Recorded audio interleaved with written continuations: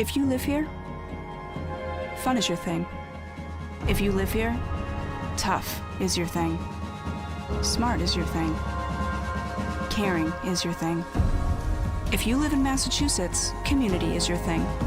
Since 1972, the Massachusetts State Lottery has provided over $25 billion to help cities and towns with the things they need most. If you live here, giving is your thing.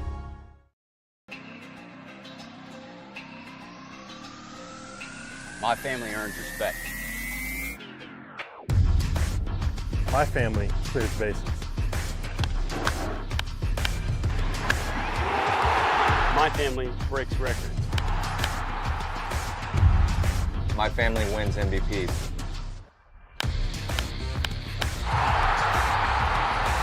My family gives everything. My family makes history. My family wins championships. There's no family. There's no family. There's no family. There's no family like my family. Join the fam. Join the fam. Join the fam.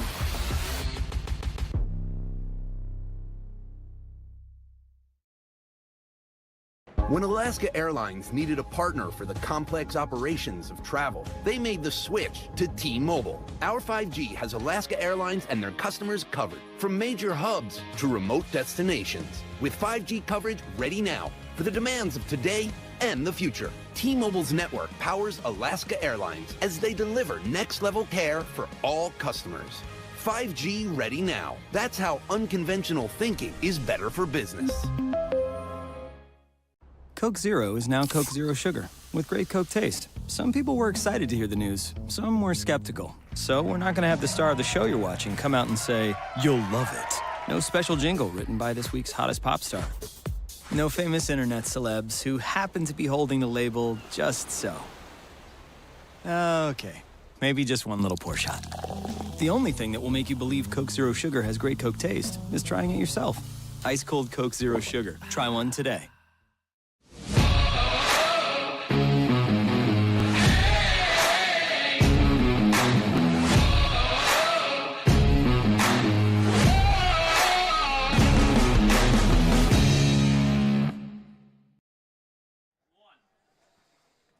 And with that, it is now time for first round action of the Cape Cod Baseball League presented by Duncan. As the number 3 seeded Falmouth Commodores out of the West Division come to McKeon Park to take on the number 2 seeded out of the West Division, Hyannis Harbor Hawks, here at McKeon Park on a gorgeous Friday evening. And with that, we say, so happy to have you with us here in the Tim Alstrom Broadcast Center alongside Michael Kirsting, Mickey Doolittle. I'm Jacob Irons. Bria Losick will join us in a few minutes. But, guys, postseason is finally here, and 10 teams at the start of the year fought to get to the first weekend in August. Now only 8 remain, and here in this 3-game series, it's going to be a lot of fun because it's 2 of the best teams in the back half of the July squaring off in August. Yeah, I don't know if I've said this enough, guys. I'm really excited for this one because, as you just said, Jacob, these are the 2 undisputed best teams through the month of July. And this is a team in Hyannis. They may not have been feeling themselves, but they know exactly what they can get back to, going about 13 for 16 in terms of wins into the All-Star break. This is a team that if you let them get hot, they're going to do really dangerous things. And then they welcome a Falmouth team that they've only turned on everything themselves from the All-Star break all the way forward. And this is a clashing of heads that's going to be really one for the ages here. Yeah, and not only that, Hyannis and Falmouth have played each other close all year. 5 of their 6 meetings have been decided within 2 runs. So really, really interesting stuff, especially in the head-to-head. Hyannis, one of the more complete rosters in the Cape Cod Baseball League right now. It's going to be so much fun. I'm excited just as much as Michael Kirsting is. Yeah. This is about as pumped as you can be. And you know who's more pumped? Is Baseball Ops, a team that has really compiled this roster together, that worked on the analytics. And for more on the analytics, Bria Losick is standing by with our own Mikey from Baseball Ops. Bria? From McKeon Park, I'm Bria Losick alongside Mikey Lucario from the Baseball Operations Department and also with Oklahoma Baseball. Mikey, this entire season you've been working with the Baseball Operations Department, all 13 of you, making scouting reports, making sure these guys on the field are prepared. But it's playoff time now. How was your preparation different this time around? Well, for playoffs, we went a lot more in depth. We started prepping their hitters because they've just been on absolute tear offensively lately. And guys like Bazana and Eze and Walker Janik or Yannick, they're just like scorching, and they all hit the ball really well. So our big thing was, how do we control their hitters? And so we go through and we figure out, hey, here is, based on synergy data and whatever, here are your attack pitches. So like Travis Bazana, he's big. He doesn't like the ball away as much. Still a 900 OPS on the outer half. But, I mean, inside it's 1,600. So our game plan, hey, give him heaters outside low. He doesn't like the sinker profile. He doesn't like soft away. So try to attack him there, make him uncomfortable, because he's obviously going to hit the ball well. He's Travis Bazana. He's one of the best hitters on the Cape. But, I mean, anything you can do to limit a superstar like that. So we were really big on him, really big on their lineup. And, you know, we like to look at who can steal, who can bunt, because up here, small ball can be huge just because of, especially at these kind of parks where, you know, like the field maintenance isn't like it is at the college level where like it's there every single day. So, yeah, we looked a lot at that. And then game planning pitchers. Today they've got lefty Braden Davis on the mound, Sam Houston State transferring to University of Oklahoma. So excited to see him in fall ball. But he's got a great fastball changeup profile. Changeup's one of the best pitchers on Cape. So it's really, how can you limit what he can do? How can you get him out of the game quickly and get into that bullpen? Who's got some good leverage arms, but I think ours is a little deeper, so I'd like to get their starter out of the game, get into their bullpen before we have to get into ours. We've known Hyannis' opponent for quite a long time now. The stage has been set, number 2 versus number 3, Hyannis versus Falmouth. But last year, it came down to the final game. So how was it having that extra preparation time, being able to know, okay, this is who we're playing at home, and being able to set up your lineups and scout that way? Yeah, I mean, the home field advantage is really big. I'm super glad we get to play 2 at McKeon.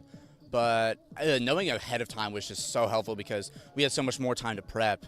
Because we had that Bourne game, 2 days ago.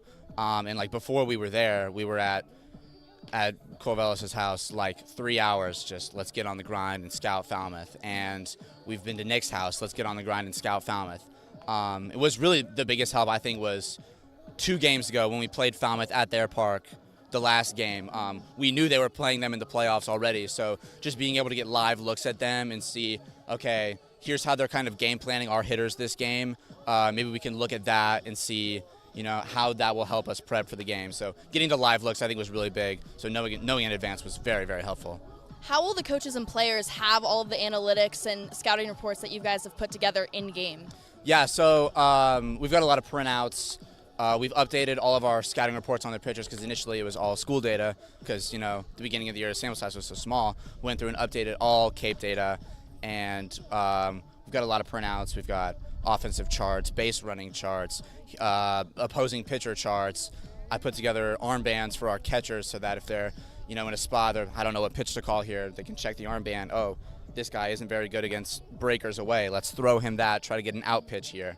So just visual stuff like that for the coaches, easy for them to interpret, because, you know, like making it in a format for us to understand is different than making it in a format for coaches and players to understand, just because our like knowledge, statistical knowledge, is a little more in depth. So like, you know, you might put something on I'm really sure about, which happens at school a lot with me. Like I make a report and then the coaches are, hey, I'm not totally sure what this means, make it simpler.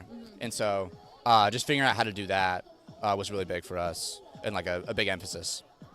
Yeah, how was that working with the coaches, especially constructing this lineup? I mean, from top to bottom, it's the best lineup probably that has been put out this year. What was that like, having those discussions of which guys to put in this key moment? Yeah, I'm a big fan of our lineup today. I love Brandon Ike at first base. I think he's super rangy and athletic. And I'm obviously, you know, if York's not going to be there, I'm glad he's getting in a DH. I love Bennett Thompson, great leader, great defender behind the plate. And him and John both have had really good at-bats, so I really like the way the lineup was constructed today. But a big thing for us was, you know, going through synergy data so far on their Cape season and seeing how have they been their last 10 games, how have they been against left-handed pitching, How have they been against somebody with an arsenal like Braden Davis? And then, in terms of roster construction, that's all our coaches. I think they did a great job. And, knowing where to put guys, I think has been really good. Like, I love the move with Zach Earhart up at the top of the order. I think his hot streak has really, being one of the first guys up has really helped him with that. And having our power guys with Smith, York, and Ike at the 3-4-5. I really like that all three of those guys could just run into a ball whenever they want, send it out of here. So, yeah, I like the way we've done that. But yeah, the collaboration with the coaches, we had a big meeting with them, kind of talked with them, hey, here's what we think, what do you guys think, kind of feed off of each other, feel it out, and hopefully they took our advice and helped them put together what we have today. Yeah, Darren Horn is on the mound today to start for Hyannis. What do you think are the keys for him to have a successful outing against Falmouth? Yeah, I think Horn's arsenal matches up really well against this Falmouth team. There's a lot of guys that, struggle with breakers away and the sinker profile that he has. So I think for Horn, a big thing is try not to rely too much on that slider, because it's gotten him in some trouble in the past. Throw that slider too many times, and eventually everybody's seen it and they know how it looks. It's easier for them to make contact with. I think he should maybe rely a little bit more on that sinker fastball he's got. I feel like he doesn't throw it enough, and against a team like this that struggles against that would be really big. So, yeah, I think more of the fastball. Slider's obviously great, it always is, and then maybe working that changeup some too. But I love his arsenal matching up against his team. Okay, I have a question for you then. So, the Hawks win today if, fill in the blank. The Hawks win today if our bullpen shows up. I think Darren Horn's going to give us a great first few innings, and then I love our bullpen guys. Everybody throws hard. Everybody's got good breakers, so I'm excited to see the bullpen show up, limit that Falmouth offense, limit the momentum that they've had the past few weeks. All right, well, thank you so much, Mikey. We always love your insights and can't wait to get back and see what they have on the field thanks to all your scouting reports. So back to you guys in the booth. And we welcome you back inside the Tim Elstrom Broadcast Center. Really interesting stuff from Bray Losick, especially on how much advanced scouting, when you know who you are playing and when you have that ability, get a rest day in there as well, be able to advance scout them and really know it. You talk about everything along those lines. That is really exciting stuff. It's something that Baseball Ops was really excited to implement here today, and that could prove beneficial, especially in the pitching matchup here today. Braden Davis takes the bump for the Commodores, a really solid guy. Has only faced Hyannis once, but once again, he's a fastball-heavy guy. Yeah, he's a guy that's going to come in fastball, changeup, slider. Both of those secondary pitches are so good. That slider, he's going to mostly throw to lefties, running in on them. But fastball, normally about 56% of the time. It's got good run on it, and that, of course, that changeup also has arm side run. It's filthy. He gets so many swings and misses on it. He is a guy that is going to come in and pitch his best stuff today. Ultimately, when you talk about Davis, you also have to talk about it's only a 3-pitch mix like he just talked about. How could Harbor Hawks maybe get to that since it's only 3 pitches? They have to be able to be cognizant in those at-bats of what pitch is being thrown and what could be the one next. Mickey talked about how dangerous that changeup is, so you see that. You have to know when it's coming. And then if you can't hit it, well, just props to Braden Davis. But if you have your mind in that at-bat and feel that a changeup is coming, maybe if it's away to a righty or coming into a lefty, know to take, know to swing, maybe know when to go with the pitch if it's on the outer half of the plate. And that's going to be big for Hyannis' pitch recognition while in those at-bats tonight. Then on the other side, it's going to be Darren Horn taking the bump for the Harbor Hawks, a guy that Harbor Hawks have used a decent amount of, really strong on innings so far on the year with really 20 innings already pitched. A guy, once again, that you know his sample size and you know he brings consistency to that first time through the order. Yeah, and we saw him at Katuitt get roughed up. But I talked to Coach B.J. Johnson. We'll see him in a few minutes. He says it in that interview that he only really threw 2 mistakes. He threw real well, and those 2 mistakes were punished, both for home runs. So he knows that that's not what he's about, and he knows exactly what he can do. He's going to come back, deliver a strong outing here today, as he knows that Davis is formidable opposition. But if he can get you through that first time through the order, maybe halfway, even all the way through that second time, to tee it up to the bullpen, the best bullpen in the league, keeping Falmouth low and keeping them off the board, that's going to be huge to have Hyannis in contention for this game tonight. Yeah, and you mentioned the bullpen. They're going to have their best arms going today. They got their seeding earlier in the season, about a week ago already. They knew that they were playing Falmouth. This baseball ops team has had so much time to prep, and in addition to that, they could be cognizant of when they use their best relievers. So their best guys are going to be hot tonight. They're going to be coming out of the bullpen. Think of Cade Obermuir. Think of all those guys that have been so good all year long for Hyannis. They're coming in tonight in relief of Horn. Ultimately, you also have to look at in this situation, it's a best out of 3 series. This one in the first round is as the remainder of the playoffs are. Game 1 is pivotal in 3-game series. And that's why, going off of what you just said, Mickey, that's why they're going to have those best arms going, because they can win tonight, head to Falmouth with that in their arsenal and in their bag. Of course, you want to sweep Falmouth, but at least you don't have your back against the wall. You could throw your other best guys that night. You want to get yourself off to a real strong foothold here tonight, because Falmouth, when they go back home, they're supposed to do a job too. But that means if they do, they can come back to their home in Game 3 and then throw their best arms once again. So starting off on the right foot here is going to be absolutely pivotal. Especially in that situation when you have Hayden Frank tomorrow, ultimately as the probable pitcher tomorrow. So once again, have a lengthy bullpen that you can be able to call upon, and it just gets even better with starting pitcher tomorrow, if necessary, when he pitches tomorrow in that one for the Harbor Hawks. But for more, in keeping with the loose vibes of this Harbor Hawks team, we now send it down to Bria Losick once again, who's standing by with Bennett Thompson. I think he had a little bit of ice cream yesterday, maybe? Back here by the dugout, I'm next to Bennett Thompson from Oregon, pregame before the first playoff game of the series. Just what are the emotions right now? What's kind of your mindset? I think the whole team's just pretty relaxed right now. Just trying to treat it like another game. When you try and make it bigger than it actually is, that's when you start to stress and tighten up. And so I think everyone's trying to keep it loose right now and just have fun playing the game. It's a beautiful day today. So. You guys had an off day yesterday. Don't exactly know when the next one will be in the playoffs. So how did you use that to reset? I just took the day to, like you said, reset, get away from baseball a little bit. I went to the cages a little bit, swung it, but did some mini golf with the host family, went and got some ice cream. Just give the brain a little break and just get ready to get after it today. What's the go-to ice cream flavor? Well, yesterday I got a sundae. I got a butterscotch sundae with cookies and cream ice cream. So it was pretty good. Okay, recipe for success. Another recipe for success is always the pregame talks that Coach gives you. You guys were all huddled up before BP. What was he saying? He was just telling us that, if we do this right, we got 6 games left. He was one of our guys' dads is actually in town. Zach Earhart's dad's in town, so introduced us to him. He was a Hyannis Met back in the day. So just telling us to go have fun out there today and just go be 1-0 today. So. All right, thank you so much, Bennett. Thank you. Back to you guys.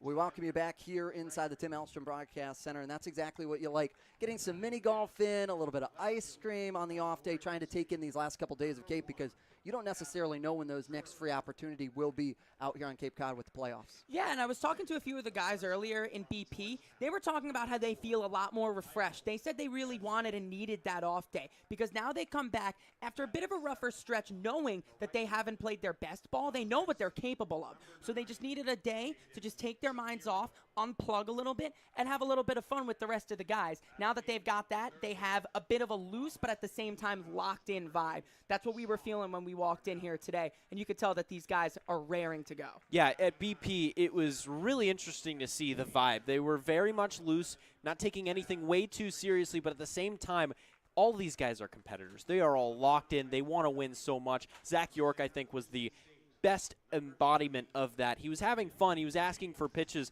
middle in from B.J. Johnson, who was throwing BP. He was trying to just blast them over the right field line, but he was also locked in. He was ready to go. He was standing down, and in the first couple of rounds of BP, he was taking pitches that he might see tonight. So it's really interesting, an interesting vibe, a good balance of not taking things way too seriously, staying loose, but also locked in and trying to win. You talk about it for Bennett Thompson, asking him about how he fared in that mini golf game. He said, I won, don't worry, but I could have done better. And that's exactly the mentality that this Harbor Hawks team brings in after having a little bit of a rockier start towards the end, but like we touched upon, they knew they were going to be in this spot. They had a little bit more of playing a little bit of looser baseball, not as much uptight now that you knew that situation, but now this is everything for you this season. Yeah, now they can fully focus. They probably, you could even think that knowing where they've been at and knowing where they're going to be over the last few games, that maybe their heads were a little bit more focused on this game, because especially after the loss where Falmouth walked them off, I bet they kind of wanted to get a little bit of revenge. And going back to what Ops Mikey Lucario was talking about, that game was used as something where they could take live looks at these guys. And that's gonna, and while watching that game, those guys from the bench and on the field were taking notes for this game. Their heads were a bit in the future, and now the future is here. So time to perform. And now, and with that time to perform, let's send it down to Michael Kersing, who's able to talk to our own BJ Johnson ahead of this pivotal Game 1 versus Falmouth. Hey everybody, welcome down third base side to the McKeon Park home dugout. A frequent guest of our Coaches Report joins me today here on the Dugout Show. We welcome Coach BJ Johnson, and always so accommodating to us. And we're going to ask you a few questions, almost as we almost normally do on the Coaches Report, but a little bit more centric to today's game, Game 1 of the playoffs against Falmouth. I was talking to a few of the guys earlier, and I was also talking to manager Eric Beatty. They were all saying the vibe is feeling a little bit different in a very good way. Do you also feel like the team has loosened up a little bit? Oh, definitely. I mean, I think it's playoff time, and, hey, you have everything right in front of you to play for. It's like a new season in a strange way. I think we're ready to play. We've got the right guys going. We've got good matchups, we think, and, excited to play. Yeah, absolutely. Now, we were talked on the Coaches Report just a few days ago as well, about the 1-0 mentality that the team has carried all through this regular season. How does that continue all the way through here to Game 1 and through the rest of the playoffs? Well, I think in the playoffs, you really can't look ahead. You have to go ahead and look and say, I've got to win today, and then you worry about tomorrow. That's really the big deal, and you have contingency plans if you're ahead or you're behind. But today, I mean, the deal is try to go 1-0, go over to Falmouth and close it out, and maybe get a rest day. That'd be great. Yeah, rest days would be real good, especially in of course, how tough this league is. On any given day, any team can win or do anything else. Now, let's go to the lineup structure a little bit. John Gazdar has arguably been the hottest hitter on this team. He moves all the way up to second today. When we've seen from the lineup, it's a pretty strong structure, but John moving all the way up, that's a statement for him. Yeah, definitely for his performance, and also, I mean, the other thing is they're starting a left-handed pitcher against us, so we kind of like our right situation at the top of the lineup. So let's see how it goes. I think it'll be okay. He swung it really well in batting practice. He's doing a great job. He's a great competitor. Yeah, and to go along with Trey Lipsy, also hitting pretty good against left-handers too. The ops team as well as the bench staff would also like that matchup. And now to the other side, going to Darren Horn starting Game 1. We've seen him a bit out of the pen in a bit of a shorter role, but he comes out here today looking to start things strong and hand things off to the bullpen. Absolutely, and we have a tremendous amount of confidence in him. He is terrific. You could make the argument the other day when he lost to Katuitt. I mean, it really is 2 pitches, and that's just really bad luck. The rest of the time, he did a really good job against a really tough lineup. I expect him to do well today. Yeah, time to bounce back for Horn today. And now you speaking to maybe a collective feeling, how strong are you guys feeling going into this matchup against almost an equally as good team against Falmouth? Well, I think they're really good, and I think they've improved over the course of the year. I do think from a lineup standpoint, I mean, you can never be you just in this game. You can't get overly confident. You can't be down. I feel good about the matchup. I think we have good plans. We got some great stuff from our ops guys, and basically our ops guys and us are really in sync about the way that we're going to approach this series. So it gives you some confidence, to go into this thing. So let's just see how it plays out, but I'd love to get Game 1 here today. Yeah, home field advantage runs pretty strong here through the Cape Cod Baseball League. That's exactly what Hyannis will be trying to do here tonight. Thanks again so much to Coach BJ Johnson. Baseball right after this. The 2023 Cape Cod Baseball League postseason is finally upon us. 10 teams started the year hoping to see their names in August, but now only 8 remain, all with aspirations of hearing their name called as the league's next champion in its centennial season. For Hyannis and manager Eric Beatty's second year at the helm, they look to continue a storied season filled with suspense and drama into the postseason. They expect their plethora of memorable moments throughout the season, such as an unprecedented ninth-inning comeback versus crosstown rival The heroics! to a masterful pitching performance of one-hit ball in Hartford, Connecticut, Swung on and missed. Ball game. to a perfectly placed hit by Bennett Thompson down the line to beat Wareham, has all prepared them to make new memories in the month of August.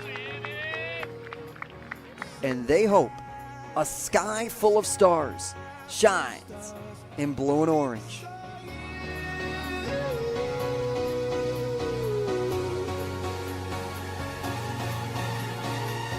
The first round of the Cape Cod Baseball League postseason starts today, with teams' quest to hoist the Arnold Mycock Trophy beginning. Hyannis is ready for postseason baseball. Are you?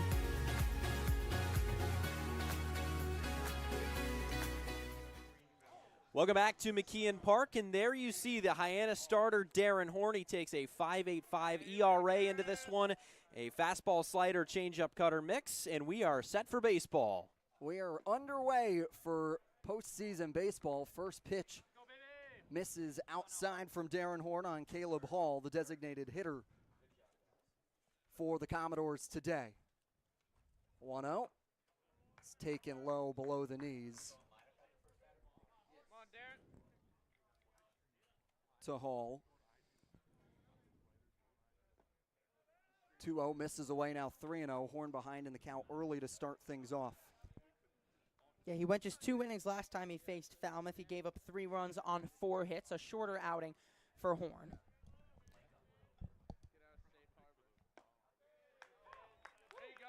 Finally, get me over strike from Horn. Yeah, fastball, he got it up and in there. Hasn't been able to locate that fastball in this at-bat, but got it over there. Swing and a miss, now fires back, loading the count full after 3 straight balls. Horn has fired back with 2 straight strikes. The payoff delivery. Jack swing, they'll look down. It'll be a hold for Caleb Hall to lead things off with a walk. Hall led things off, but let's see how the rest of this lineup for the Commodores stacks up. Yeah, Hall's out of North Greenville. He hit first. Bazana, the big-time batting title winner, 2-run home run last time these two teams played from Oregon State. Walker Yannick from Sam Houston State, second on the team with 5 home runs. Taylor McGregor hits fourth with a .853 OPS this year from Northeastern. Gavin Turley from Oregon State plays left and hits fifth. Michael Eze, the shortstop from Georgetown, follows him up. Caden Shapiro, the first game with Falmouth was back on August 1st, so a newer addition to this lineup. He's from Princeton. Sam Darnell from Wallace Community College hits 8th, and Tab Tracy rounds out the starting lineup from Texas A&M, 3 for 7 in the last 2 games against Hyannis. Zana now with a 1-1 count. Is able to lock up the Cape Cod Baseball League batting title. A great comeback for him. 1-1, fouled off his own foot. Once again, you had Derek Bender leading the charge, and then ultimately came down to that last game against Hyannis that Bender fell a little bit behind Bazana and was able to push forward and be able to take the crown. Yeah, I can almost say this guy at the plate has Hyannis to thank for his batting title after he was held 0 for 4, 0 for 5. That one's fouled away with a 1-2 count now on Bazana.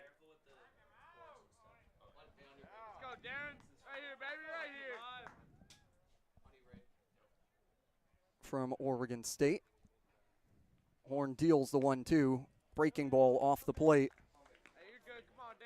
2-2. He's got a teammate in Elijah Hainline transferring into Oregon State next year. That's going to be a lethal infield of Bazana and Hainline. 2-2 delivery. Misses away. Now another full count for Darren Horn, his second of the game, already in his second batter. Yeah, pounding that fastball right now. Just can't quite find the zone with it yet. Lined off the glove of Horn. He'll go 2. Back there is Gazdar. They'll try and turn. Bazana's able to beat it down the line, but Horn gets the leadoff runner. We already met Gazdar here today in Darren Horn. Let's see who else is with him out in the field. We'll go the outfield first. Mitchell, Lipsy, and Earhart left to right. Smith, Gazdar, Snow, and Ike third to first. Behind Darren Horn, his battery mate is Bennett Thompson, and Zach York is your designated hitter today. Walker Yannick now steps into the box, the catcher.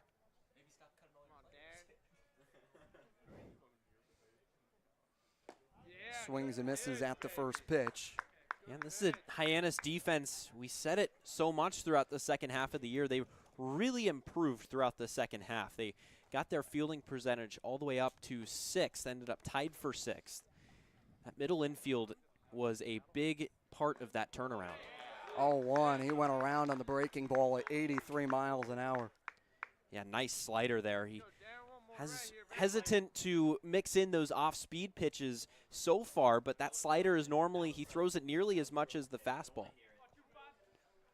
The 0-2 delivery from Horn misses away at 89 miles an hour. This has been a good sequence to Walker Yannick. He's been hot. He's hitting his last, he's hitting 9 of his last 11 games, and 5 of those were multi-hit games. A lot of multi-hit games in the last few games for these Falmouth players. 1-2, they went around. Second out here in the top of the first. Breaking ball from Horn. Yeah, perfect slider. Exactly what he did earlier in the at-bat, just running straight away from Yannick. That could not have been placed any better.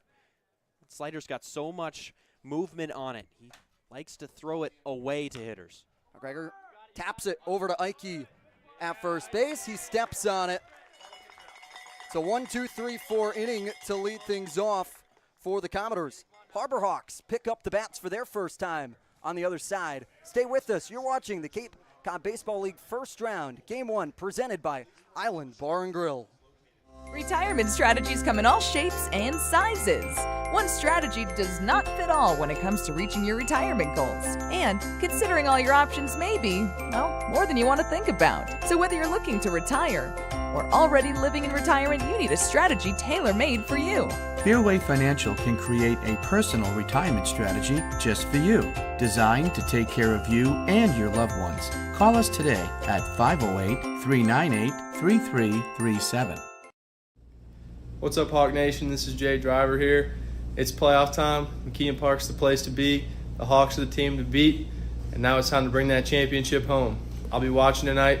Let's get it done. Go Hawks. Hawk Nation, let's fly.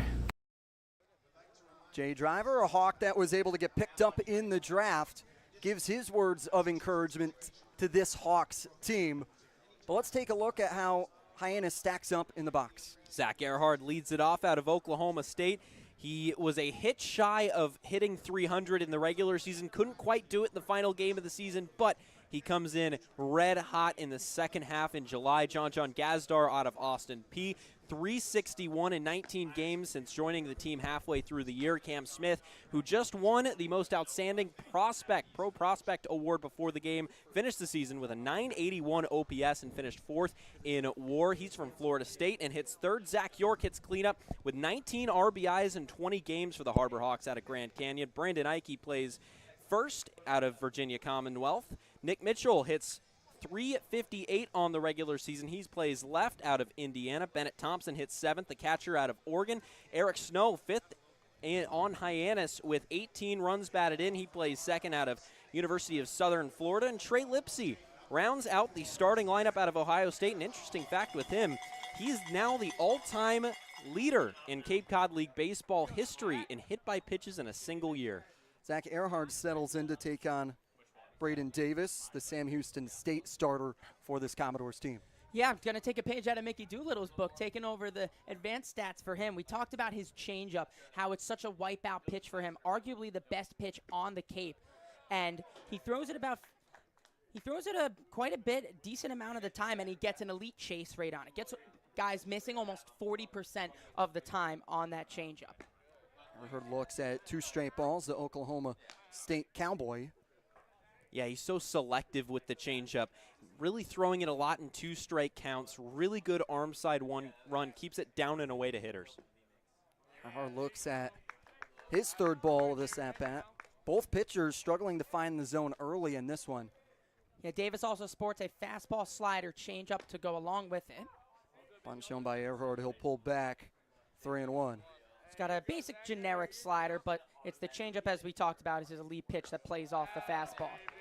Earhart leads things off in the bottom of the 1st with a walk to get himself aboard to bring on John Gazdar, who has been fabulous to end the year here. But let's take a look at everything else behind Davis. Yeah, outfield left to right, Turley, Tracy, Shapiro, Darnell, Eze on the left side of the infield, Bazana and McGregor on the right side, and Walker Yannick is the battery mate of Brendan Davis.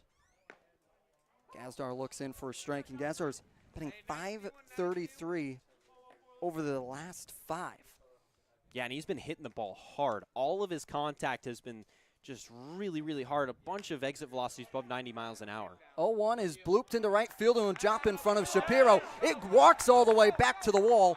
Rounding second and going into 3rd standing will be Earhart. Advancing is John Gazdar. Harbor Hawks have 2 aboard in scoring position here in the bottom of the 1st. And that's sometimes what happens. When you're John Gazdar, it's better to be lucky than good. He's getting that down in there anyway, despite the mistake of Shapiro, but it kicks away. And Shapiro has a really poor read on it, and Zach Earhart on the base pass has a great read on it. Really good awareness from everybody else, and the Hawks are in business here in the bottom of the 1st. Let's roll the double for Gazdar. Cam Smith fouls one back, 0-1, and Cam Smith before today's game announced as the top pro prospect in this year's Cape Cod Baseball League season, getting that recognition before the national anthem today pregame. Now has all the reason to back up that with 2 on here and nobody away as he looks at a ball off the plate, 1-1. Yeah, this is not the guy you want up with 2 in scoring position and nobody out without a double play threat. This is going to be Smith's at bat. He's going to work this count, and he's going to know exactly what pitch he wants. He's going to try to unload on it, try and get at least 1 run home, if not both. Smith fouls it back into the pole, 1-2. So he's fouled 2 back. That pitch that missed was a changeup running away. We'll see if he goes back to the changeup here. Smith just needed a fly ball to put Hyannis on the board.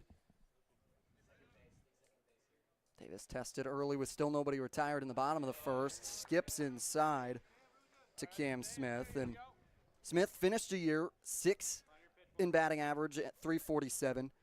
Tied for 3rd with home runs with 6. Tied in 5th with RBIs with 26. Was tied for 1st in doubles.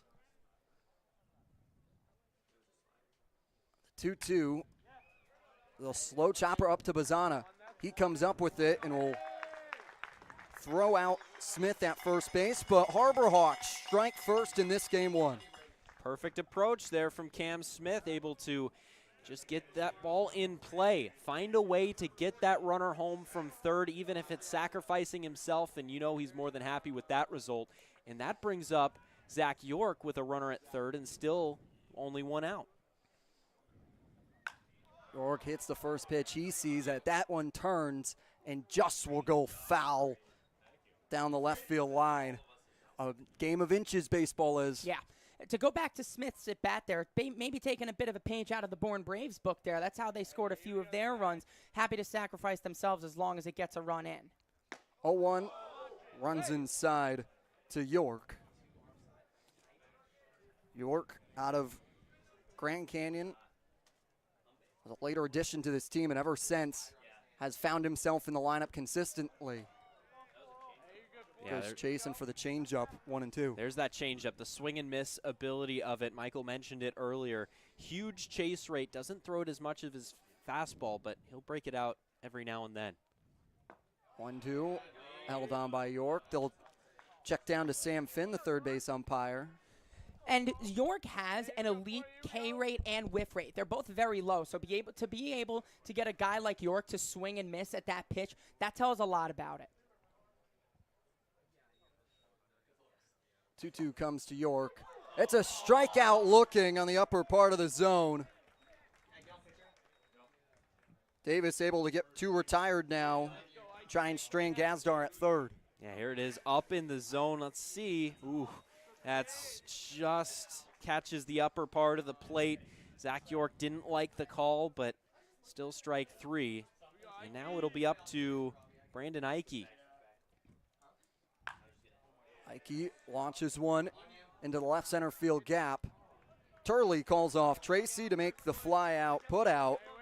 However, Harbor Hawks strike first. They get one across off the grounder of Cam Smith. We're through 1. Harbor Hawks leading here in this first round of the Cape Cod Baseball League playoffs, presented by Duncan. Hey, Mama, what's up? Did you switch my service from Verizon to T-Mobile? Yep. T-Mobile has the only nationwide 5G. Well, Mr. Know-It-all, let's see if you right about that. Mama. Hey, Mama, I'm working. It works at the pie shop. T-Mobile's 5G works inside and out. Hey, what you need, Mama? I'm trying to watch the game with my boys. It works in the park. Oh, okay. Mama? It works at the aquarium, in the parking garage, at the beach, in the elevator. It works in the movie theater, too. Oh, shush yourself. I'm talking to my baby. You're driving me crazy. I was just calling you to say thank you, baby. I love you. I love you too, Mama. Yes, Mama. It works in the kitchen. Hell, Mama. Mama? 5G, it works in the club. Who are you in a club with? All about it. Hell, Mama. The lights at McKeon Park stay bright all season long thanks to the NAC Cape Cod. The NAC offers 2 locations, Hyannis and Orleans, both offering delicious burgers, tacos, sandwiches, and more. Visit thenatcapecod.com to order online today. The Nat Cape Cod is proud to be the Light Up the Park sponsor of the Harbor Hawks all season long. Beautiful day here on hand to start things off of this Cape Cod Baseball League postseason. With Gavin Turley, Michael Eze, and Shapiro due up for the Commodores.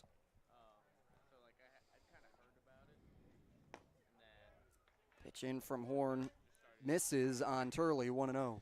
That was a really confident pitch there. Now he can pitch with a bit of confidence knowing that his team has his back, putting up 1 run already. 1-0. It's grounded over to Gazdar. Backhand at high throw to Ike.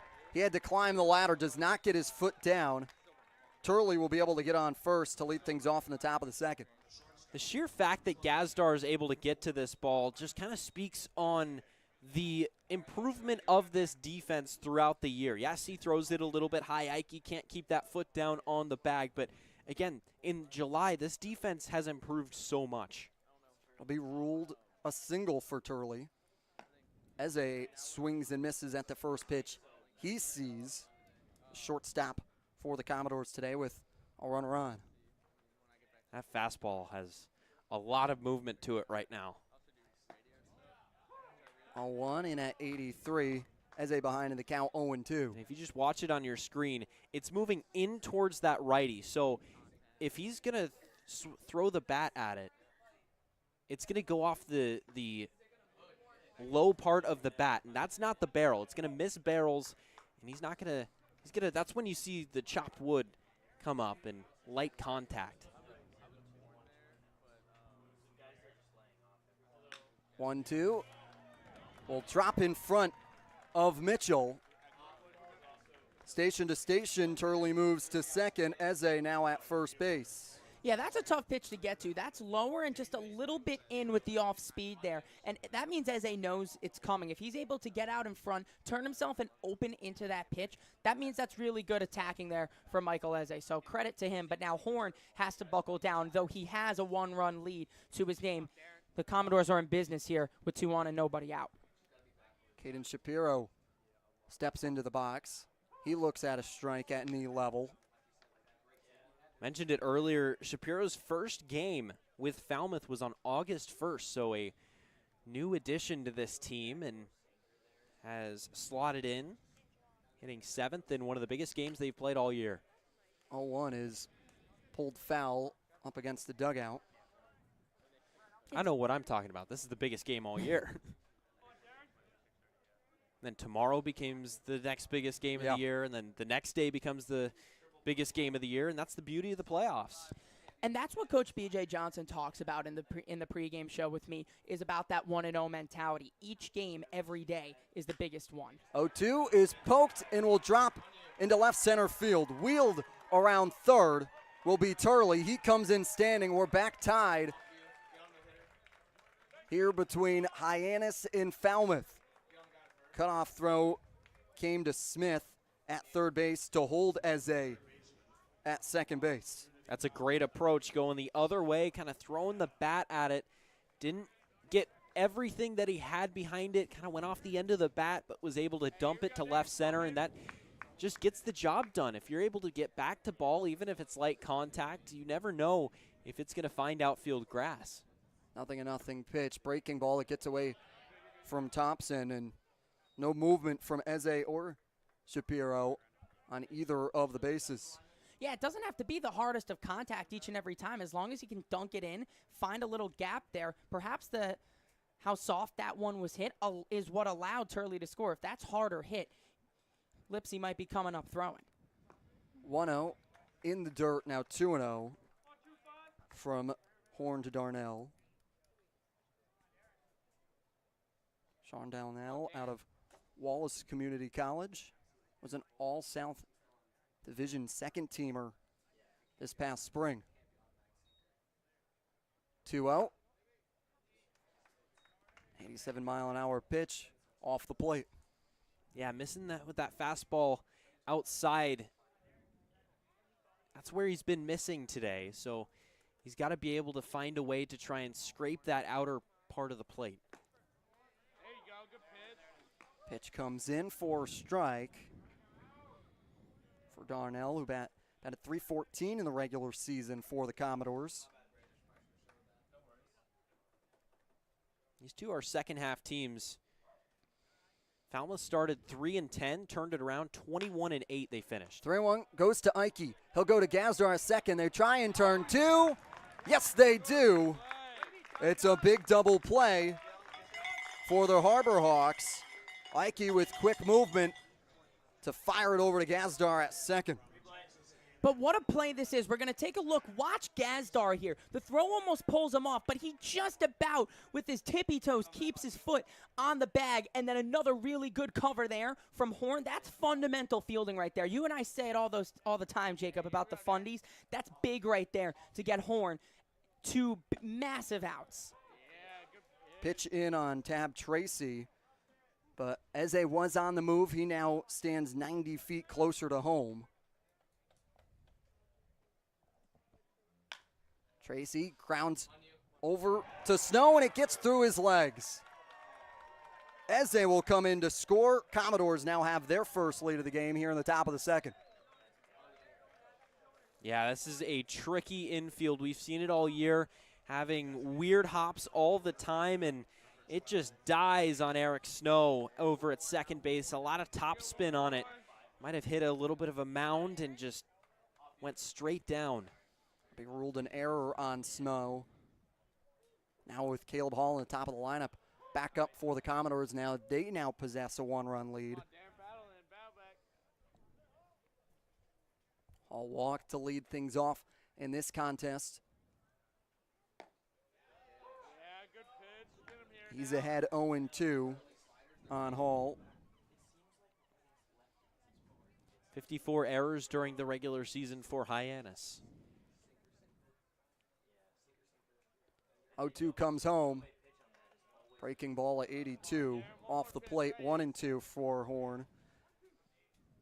Horn just got to try and get the Harbor Hawks back into the dugout as quickly as possible without allowing anything else to add on to each other. It's a strikeout looking against Caleb Hall. Commodores respond for two in the top of the second. We go to the bottom. Commodores leading here in game one of this first round matchup between Falmouth and Hyannis. We all have obstacles, challenges at different points in life. I still push myself every single day, and the harder I push myself, the more I find myself drawn to wearing UFOs. The first time I put on a pair of UFOs, it was like someone released the pressure. It was so crazy. When you are recovered and can do more, that has a compounding effect on all aspects of your life.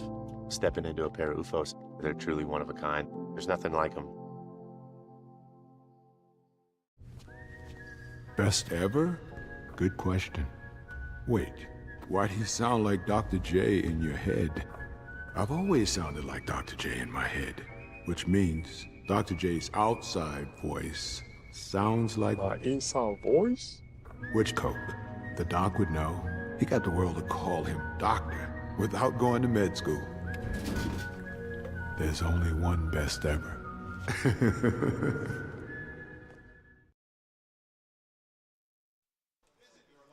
Eric Beatty leads the team now for a second year.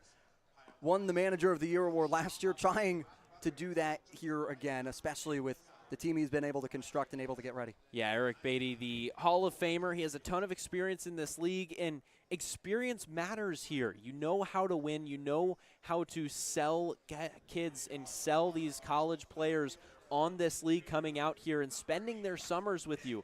It's probably going to be far away from home, and this is a guy that loved it out here, still loves it, comes back and coaches every year, and that's just shown in the enthusiasm that he has on the diamond. And now staying with experience, this is his second season in a row in the playoffs as that hits him. That will hit Mitchell. They had led the regular season with 63 hit-by pitches. Once again, it's how Harbor Hawks play baseball. Yeah, and that's a point streak era record, 63 of them.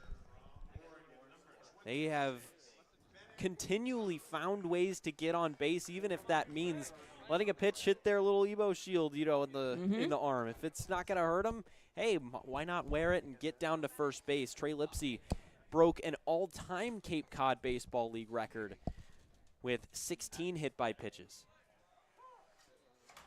And on Bennett Thompson,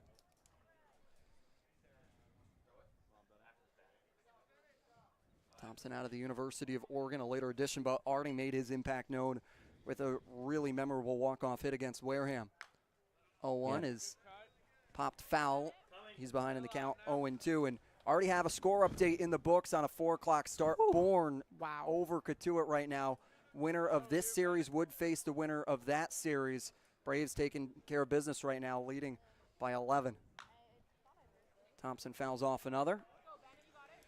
Yeah, just back to Thompson. They really brought him in for his defense, and he has played such spectacular defense behind the plate, but he's showing such good plate discipline as well. He's walking, and we saw the walk-off hit as well against Wareham. He's really been a standout since he's arrived here. And a guy that plays really good defense as well. That was the main reason they brought him in behind the plate. So all this offense that he's bringing to the table is just added benefits. And we saw, even with Oregon, he's more than capable with the bat in his hand. You just never know how a guy's going to adjust to a wood bat, and he is really adjusted well. Good take. Great take, low in the zone. And you go back to the last time Hyannis and Falmouth met, it was Thompson's disciplined at-bats that really stood out in that game. 2-2 is swung on and missed. Davis gets his second strikeout of the day. Yeah, nice run outside on the fastball there. Thompson just chased it out of the zone, but again, Davis, one of the best pitchers this season in the Cape Cod Baseball League, 2.73 ERA, 37 strikeouts to only 17 walks, a guy that loves to pound the zone. Eric Snow takes a ball upstairs. You want to see a guy that blush. It was the quickest I've ever seen. It was Eric Snow in batting practice today with Zach York hyping him up the entire time. Snow had one of his best batting practices all season long. And it was York chirping him the entire time. He had hit a couple out, and York's over there saying it was a snowball fest over outside the Turtle. It's just really what this team has been about so far. And those baseballs that they were using during batting practice were nice and fresh. They were white baseballs. They were fresh out of the package, and they traveled a lot better in BP today. A lot of the worn balls kind of, get a little squishier, and they don't travel as well. But Eric Snow continues to see the ball really well. Sees it there to earn himself a walk. Now 2 aboard with 1 away with Trey Lipsy, the center fielder. And we've talked about Trey Lipsy in this 9-hole. This is a second leadoff guy with the amount of speed he has and the amount of contact he brings to that spot as well. And this is big because he's a reverse split guy. He hits well against left-handed pitching. 313 on the year, only 228 against righties. So you have him in here with runners on first and second against a lefty. This spot favors Trey Lipsy here. Lipsy fouls it right off of the mask of Hyannis. It came off of his mask and ultimately is shaken up a little bit. And Bria, our own Bria Lassick, talked to baseball ops Mikey Lucario about it. This is the kind of stuff that they're looking at, is to try and find those slight little advantages. This plays so well, the Hyannis, because Lipsy has been used as that second leadoff already, and now he just comes in against a guy, against a lefty who he knows that he can hit well against. This is going to be big because he gets these hits as we take a look at our umpires on the day. Now Dave Martinez behind home plate, Sam Finn, Stephen Williams, and John Budka rounding out the United umpires team here in this one. Yeah, he gets hits at the bottom of this lineup. It turns it over for Earhart and Gazdar, the 2 hottest bats in the team as well. 4-man umpiring crew, though. New to the playoffs. Yeah, 0-1, 92 miles an hour. As Lipsy goes swinging and missing. Yeah, 4-man umpiring crew. Regular season is normally 3, but have that extra umpire at second base. Helps out with fly balls as well on coverage and bad coverage, as you have to imagine, covering all main bases. 0-2, just away. Good take by Lipsy. What are the minor bases? Well, that is a good point. That is a good point. I've never thought about it like that. The 1-2. Is that a technical term? That was a me. That was a Jake Jake that's right a there. Jacob. All right. The 1-2 misses away. Again, another great take. 83-mile-an-hour pitch. Jacob Bingo. Jacob Bingo right there. 2-2 now here to come to Lipsy.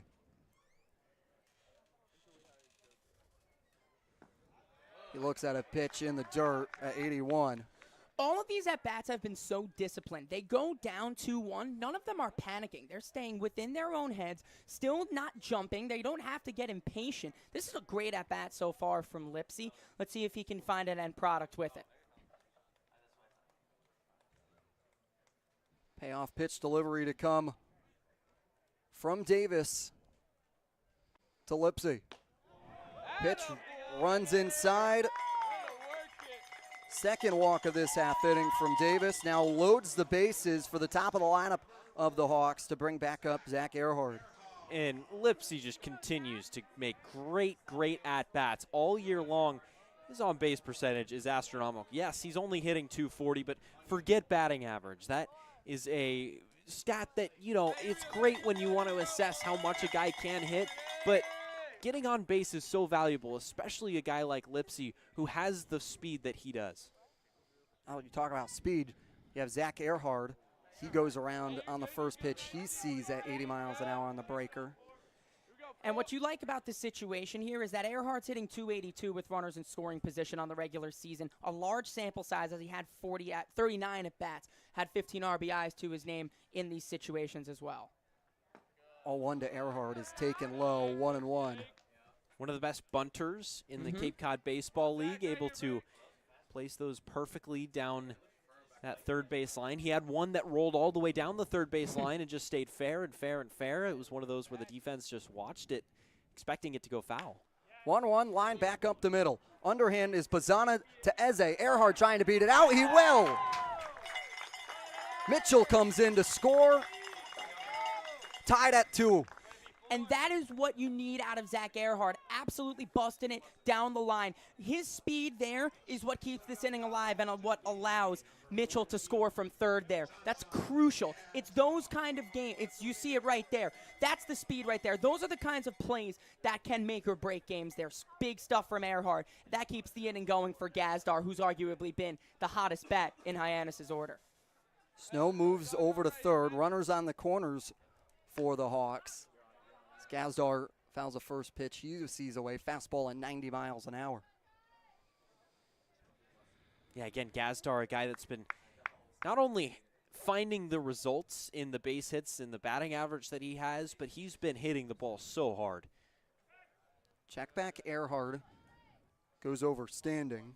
I talked to him before the game. He's using a bit of a different bat now. He's using the bat of Nick York, Zach York's brother. They got a few extra in the shipment, did the York family. And Zach said, here, take a few, guys. So John Gazdar has been using it for about 6-7 games. Coincidentally, that's kind of been exactly when he's turned on his best performances of the season. 1-1 to Gazdar is pulled foul, and Nick York, one of the top prospects in the Red Sox organization right now. So it's coming with some certainty that this is a high-level bat that some of the best in the Red Sox organization trust to use. Yeah, they said that it was manufactured a little different, more professional wood, as they say, down in the dugout when I talked to him. 1-2 line right back up the middle. Davis loses his glove trying to stab it. Snow comes in Standing. Harbor Hawks retake the lead. They now lead 3-2. Another great piece of hitting from John Gazdar. 94 miles an hour off the bat. Watch this. Look at the glove come flying off. He tried to throw this glove at it, but unsuccessfully, and Gazdar finds himself another base hit and another run batted in, and Hyannis back on top. Now that brings up Cam Smith. And here, bringing another run here with Snow. And with runners in scoring position with 2 outs, Harbor Hawks have been batting .242. They batted .242 in the regular season. That's been a little bit of their MO. Late in half innings, late in games, they've been able to induce their cardiac Hawks here already early. And what about this? Again, responding has been the name of the game all season long, and here they are again. They get punched in the mouth by letting up 2 runs, but they just come straight back and land another punch of their own to take another lead straight back from Falmouth. 9-4 in 1-run games. Smith takes a 91-mile-an-hour fastball inside. In addition to that, Hyannis is 15-2 when leading after the 5th inning. So if they're able to bring that lead into the 5th and past the 5th, history says that they're able to win the game, as we have some action in the Falmouth bullpen, and looks like Mike Landry out at the pitcher's mound, just having a conversation here. Mike Landry pulling in Yannick as well.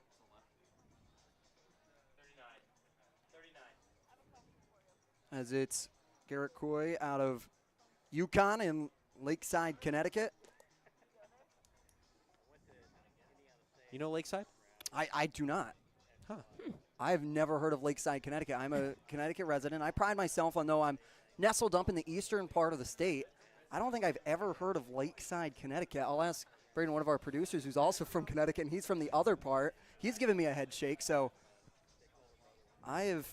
that one falls by the wayside for me. It might be a little village in some larger town in Connecticut, which you would have to imagine, but like Hyannis and Katuitt are to Barnstable. Yes.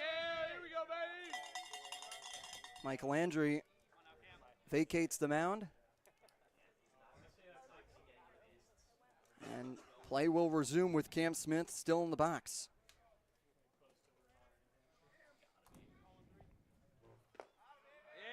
Pitch inside and low, 3-0.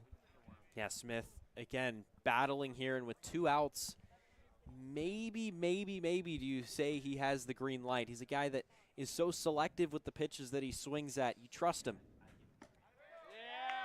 Pitch upstairs and away. Cam Smith works a walk. Bases now loaded for Zach York. And how good he's been in about half of the season with Hyannis. He came in absolutely scorching. Of course, naturally comes back down to earth, but these are the situations that he is brought in to be in. He's got the bases loaded in a 1-run game. Big spot here for York, but he's an ultimate competitor. York takes a pitch upstairs by his helmet. And York is almost the last hitter that you want to face in a bases loaded situation, not because of the power that he punches. It's a ton of power, don't get me wrong, but a guy that can take any pitch just like that one that's perfectly placed, even if it's a centimeter off the plate, he'll take it. So you have to be so careful about falling behind in the count to him. That's exactly what Davis has done. And even if you put a fastball on the outer half of the plate, he could still just flip it down the opposite line. So this is probably the last guy you'd want to face. York takes another pitch outside. Davis struggling to try and get into the zone. That was his fourth walk that was administered to Smith. Got to be a red light here. 3-0. Upstairs, York works the walk. Earhard walks it in. Harbor Hawks now leading 4-2. Lipsy, Earhart, Gazdar, Smith, and now York. All 2 outs, extending this inning, keeping the bases loaded. And that sends Ike to the plate. He is their 9th hitter this inning. This has a real chance to be a big inning here. Let's see what Ike can do. 2-out magic continues. It's been the storyline for the Harbor Hawks all year long. Ike around on the first pitch he sees at 80 miles an hour. Ike out of Virginia Commonwealth University.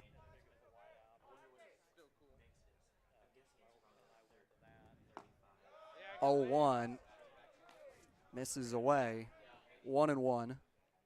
Ike started the year in the Coastal Plain Leagues for the Tri-City Chili Peppers, and then a couple weeks left to the season, came up to the Cape and has made an instant impact. Yannick stabs one from the other's batter's box, especially with Gazdar's speed that stands at third. Anything that gets by Yannick, have to imagine Gazdar will be able to score on. 2-1, gets away from Yannick. Gazdar comes in standing with no contest from Yannick. All Harbor Hawks advance the base. They now lead 5-2 here in the bottom of the second. And it is just all Harbor Hawks, regardless of advancing bases. They have really found their stride here in the bottom of the second. They've been grinding out some great at-bats and against Davis, who seems to be relying a lot more on his changeup right now. And it's a credit to them just letting Davis work into his own mistakes here. Just being disciplined, waiting for that pitch. 3-1 to Ike. Snapped foul down by the Falmouth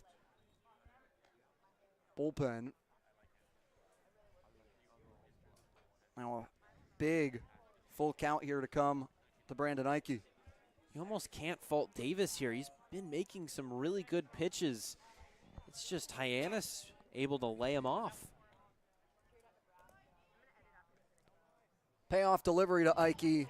He goes around swinging and missing. Tag applied, but Harbor Hawks, after allowing Falmouth to respond for 2 in the top of the second, they get 4 back. They now lead 5-2 here on the Harbor Hawks Baseball Network.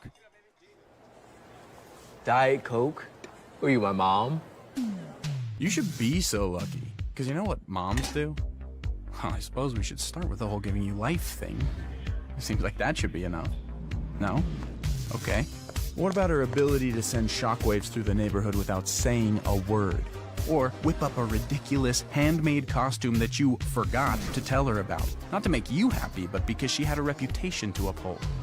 She invented rideshare, called it carpool, and did it for free. She didn't need those dating apps either. You copied her jeans, her spin, her shoes, her scrunchie, and whether you realize it or not, her music. Why not? Oh, and she can win any argument in 4 words. Because I said so. Everything you're trying to do, she's already done it, did it better, and she did it with a Diet Coke in her hand. So, drink what your mama gave you.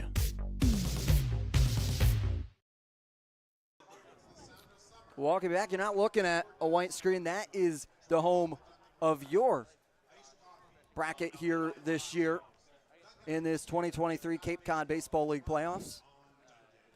Yeah, so Katuitt, of course, that 1 seed playing Bourne, the 4 seed, but Bourne right now a big time lead over Katuitt, 14-5. That one's in the 9th inning. And then Hyannis and Falmouth, you're watching that one right here on the Harbor Hawks Baseball Network. Brewster has a 15-5 lead over the 1 seed YD, and then Orleans and Harwich just underway from Eldridge Park.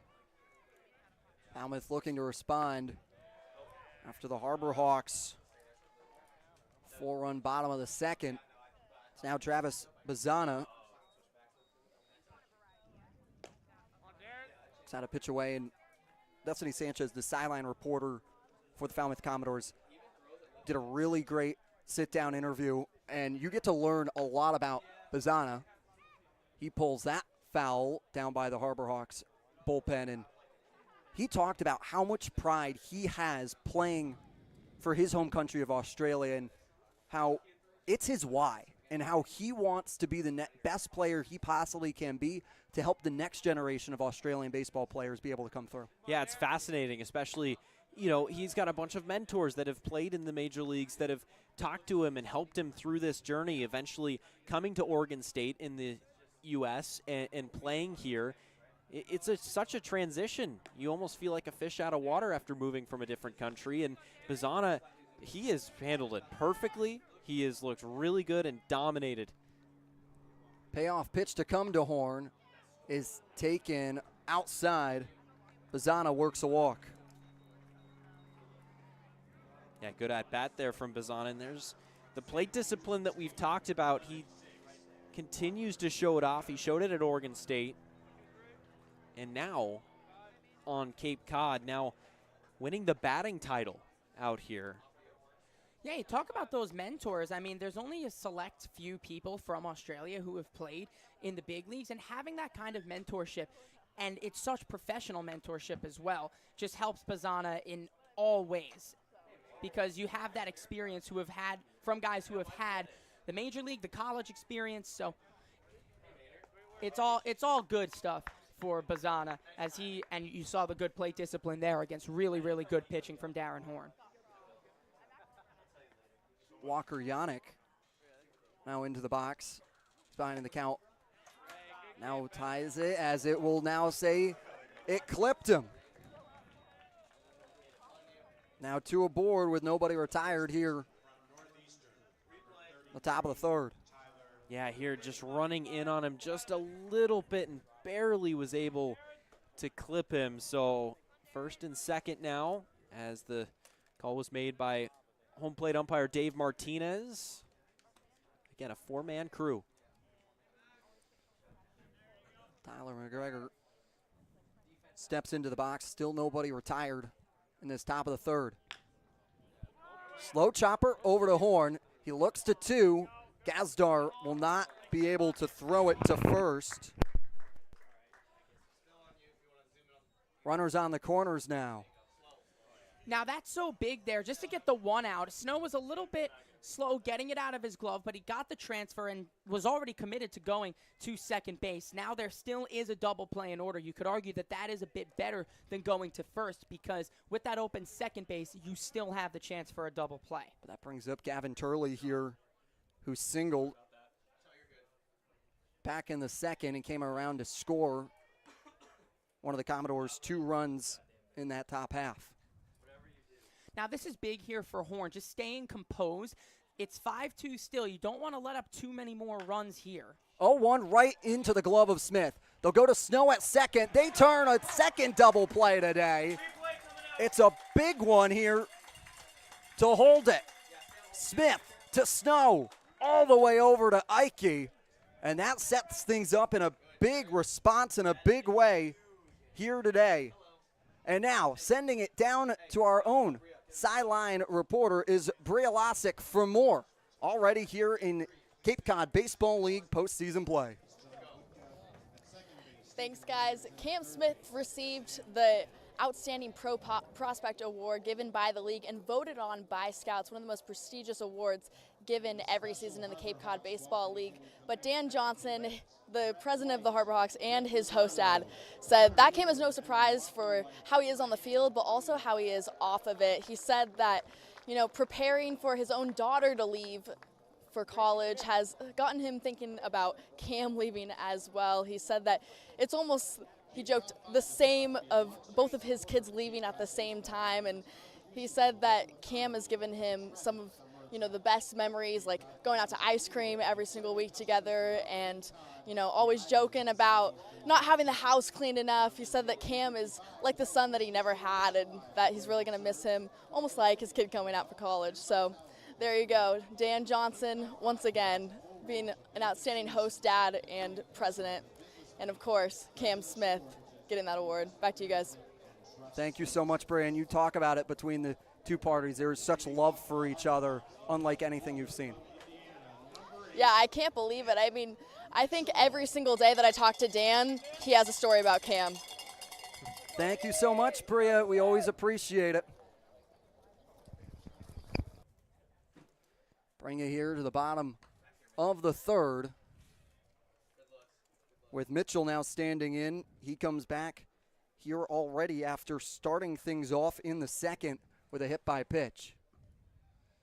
Yeah, and the host-family relationships that these players are able to build throughout the summer, so important. We call it the lifeblood of the Cape Cod Baseball League, and that, you know, it sounds cheesy, but it's 100% true. These host families are the reason these players can come out, and hey, Hyannis continuing. The host families have been around for so long. Hyannis not going anywhere with their hit by pitches. Those have been around for so long. Yeah, they have as well. Now Bennett Thompson comes into the box. Yeah, Thompson struck out back in the second, but a guy that has had a great approach from the plate so far this year since joining this team. Back behind the plate, we talked about his great defense, but also getting that added value of hitting as a catcher, and that's always so valuable. A catcher that can hit is just huge, especially the contact bat that Thompson is.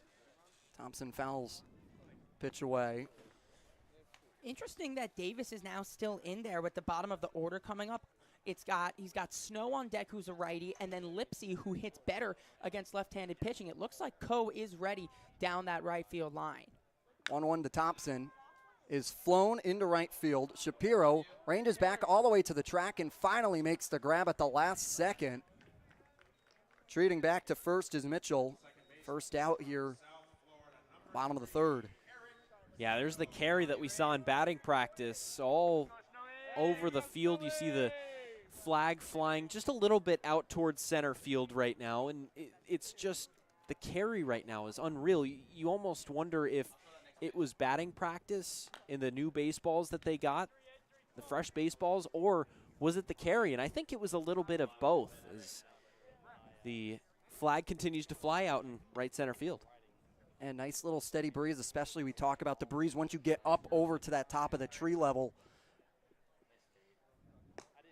0-1 misses away on Eric Snow. Hey, and that breeze is big enough. If you can get a little bit of a gust, you can get a push to one of your fly balls, and it can carry a little bit. And as we get into the dog days of summer, humidity's gone down as well. There's less in the air. So with that wind and there's not being too much pulling the ball down, it allows for more carry, and that's what something that fielders have to be aware of as well as pitchers. Because that one really did carry from Thompson.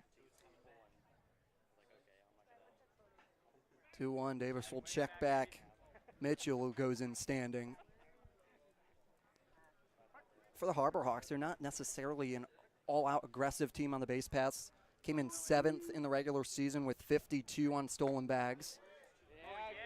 However, on the other side, in the other dugout, Commodores came in 2nd with 81 behind a Bourne team that just swipes bag every time you look away. Yeah, Bourne had over 100 steals this year.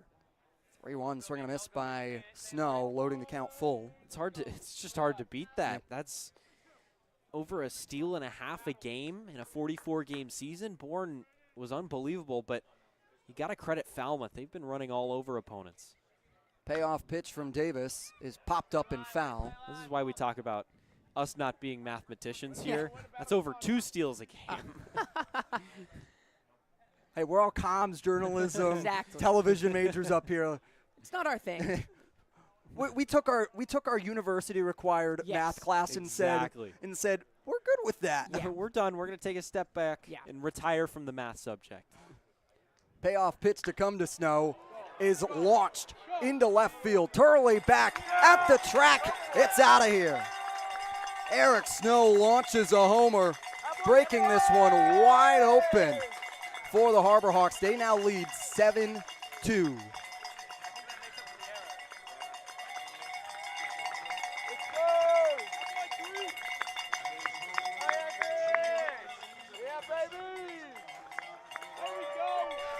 It might be a little hot on Cape Cod, but the snowballs absolutely flying out to left field. Zach York talked about it, might have stolen one from Zach York there, but Eric Snow, we talked about his type of batting practice that he had today. Well, when it shows that you take batting practice seriously, that is what happens right there. Clearly channeling back to it and teeing off on Braden Davis, and that knocks him out of this game.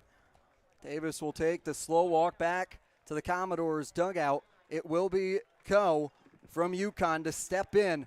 Harbor Hawks leading 7-2 in the bottom of the third. That chip on the shoulder, that started at a very, very young age. People's expectations are, they're cool, they're fun, but mine are bigger.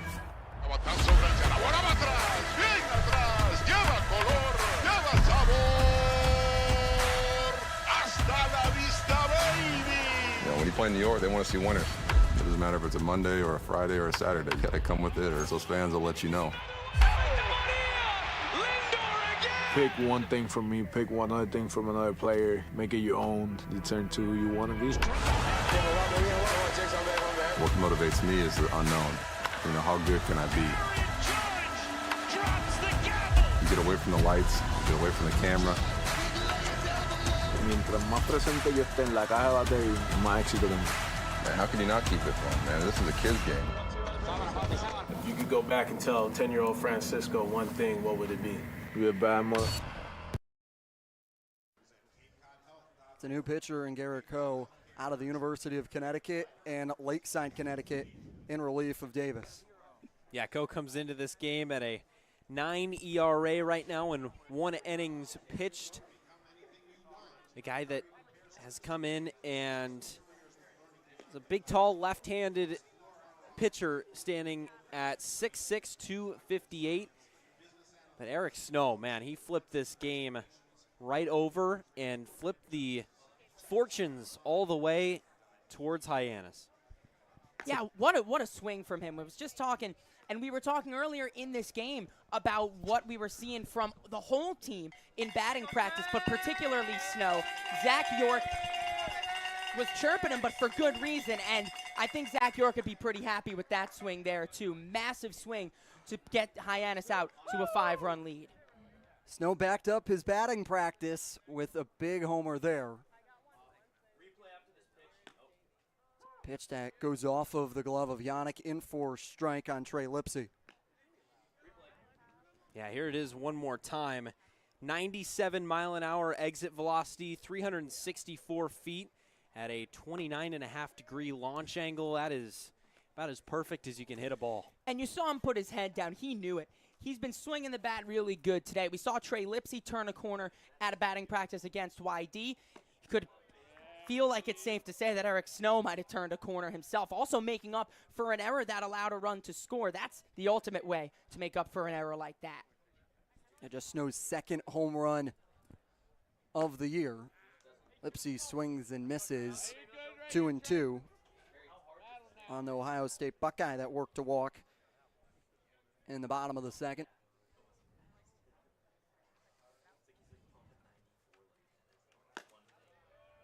2-2 at 87 miles an hour upstairs on Lipsy, loading the count full. Still only one away here in this home half of the third. Lipsy goes chasing upstairs. He goes around swinging, 2 retired. The bottom of the third.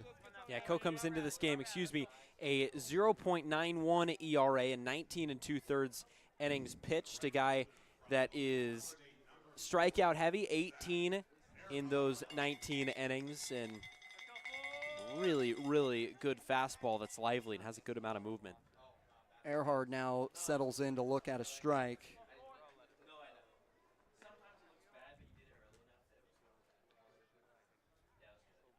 A 1 to Earhart inside. 1-1.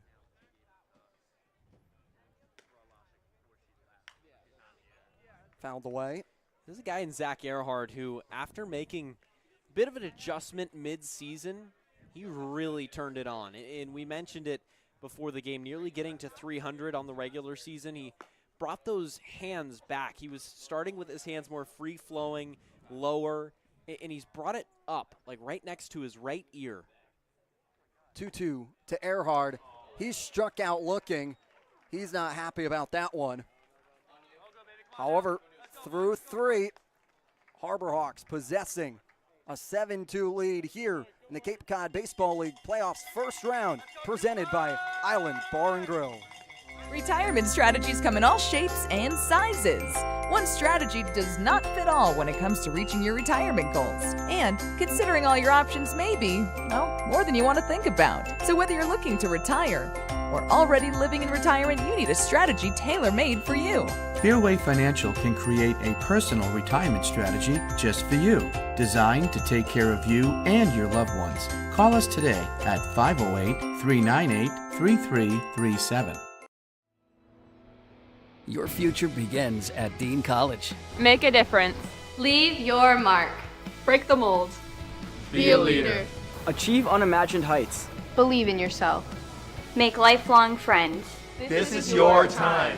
Your place. Your home. Your Dean. It all starts here at Dean College.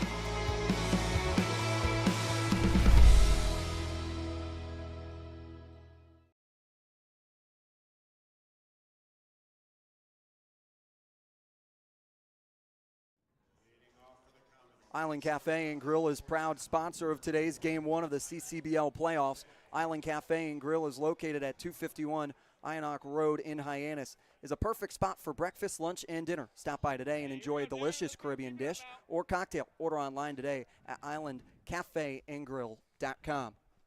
Horn back out for another inning of work. He deals to Eze for ball. Yeah, 7-2 lead versus a 5-2 lead is way different here. And you're thinking now that there's a little bit more of a cushion for Horn to work with, that's why he could be out here for a fourth. But wouldn't expect, despite there be, well, no, actually, I would expect the leash to be a little longer because there's not much work up in the Hyannis bullpen. But that shows that this inning will be his to work with. Yeah, 2-1 now to Eze. Horns look good so far. He's been able to work out of some traffic on the base paths. Eze flies it to Lipsy. He positions himself under it for the first out here on the top of the 4th. Good play by Lipsy. You see his range out in center field, getting to that one with ease. But again, Horn has come up real clutch, gotten some ground balls, timely ground balls in double play situations to get himself out of a couple of innings. Now we have a loose baseball right behind home plate. Collected up, but Horn, again, with a 5-run lead, is going to have a longer leash. It's a grounder over to Snow and fires in time to Ike, 2 retired. Nice play by Snow right there. Again, he made the error earlier in the game, but collects that up nicely. A perfect bounce to just field it chest high. And he knows he has such a great sense in the field to come charging in on a ball or wait for it to come to him and take his time. He's got great awareness. And 0-0 pitch gets away on Sean Darnell. We've seen Elijah Hainline play such great defense, too, that Snow's really had to – Snow pushes Hainline and Hainline pushes Snow. So the fact that he's out here says quite a bit. Yeah, good pitch. 1-0 in for a strike on the outer part of the plate against Darnell, who grounded into a double play back in the second.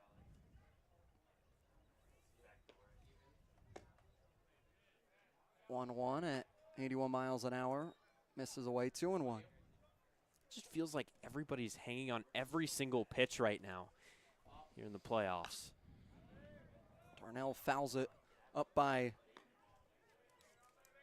St. John Paul II High School here in downtown Hyannis, only a couple steps away from Main Street, Hyannis. 2-2 to Darnell. Off the plate. Payoff pitch. Don't want to walk him with 2 outs. Payoff pitch is able to get Darnell to tap it foul. Especially with a guy like Tab Tracy on deck that's had some success against Hyannis this year. Payoff pitch is just poked foul.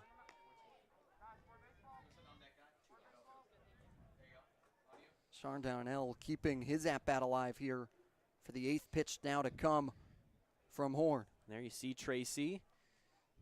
He'd love to face Horn for a second time here in the bottom of the 4th, top of the 4th. Darnell's able to bloop it into shallow center in front of Lipsy.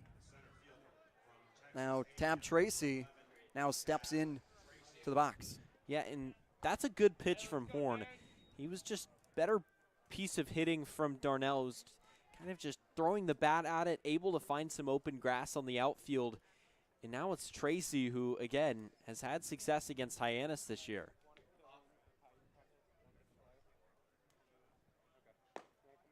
First pitch, Tracy in for a strike. That fastball is sliding today. Looks really good.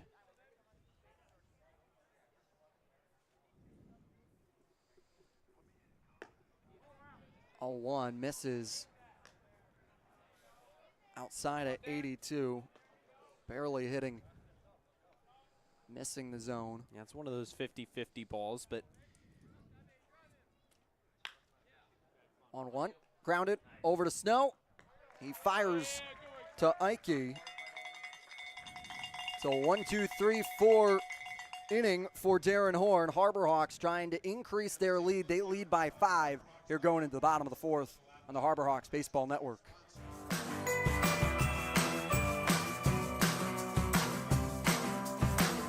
A brilliant idea starts at the source. Through innovative design, we're taking steps to create a better future. Now, the pure fresh taste of Dasani comes in a redesigned bottle, up to 30% made from plants, and as always, it's 100% recyclable. Plant bottle, designed to make a difference. This BBB seal is a badge of honor. It's a sign that this is a business you can trust.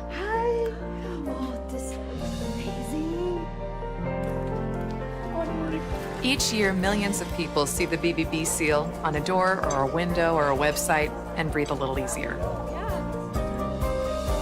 See the seal and know you've made the right choice. Find a business you can trust. Ask BBB.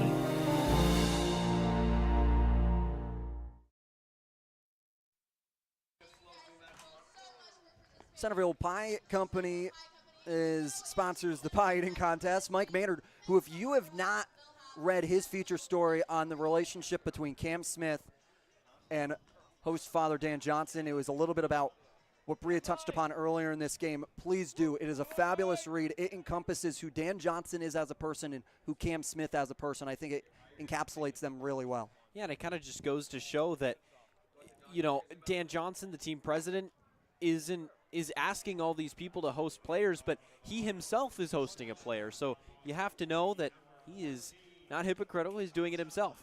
Yeah, and now you get John Gazdar, who has been fabulous in the last 7 games. 577 batting average, has a 645 on-base percentage. That is the one that sticks out to me. I think it sticks out that, for me, along with that, he's in that 7-game stretch, only one hasn't been multi-hit, never mind hit, multi-hit. He's had so many hits in these last few games, and it's a real justification. He's been slid up to the 2nd spot. They want a guy to accompany Earhart who can get on. That's exactly what Gazdar has been doing. And he's got another multi-hit game here today. Slow blooper in front of Eze, who fires over in time to McGregor. First out here in the bottom of the 4th. Yeah, good read by Eze, who charged that baseball, knowing John had speed getting down the line, but now here's Cam Smith with 1 out, and a guy that has destroyed Falmouth pitching all year long.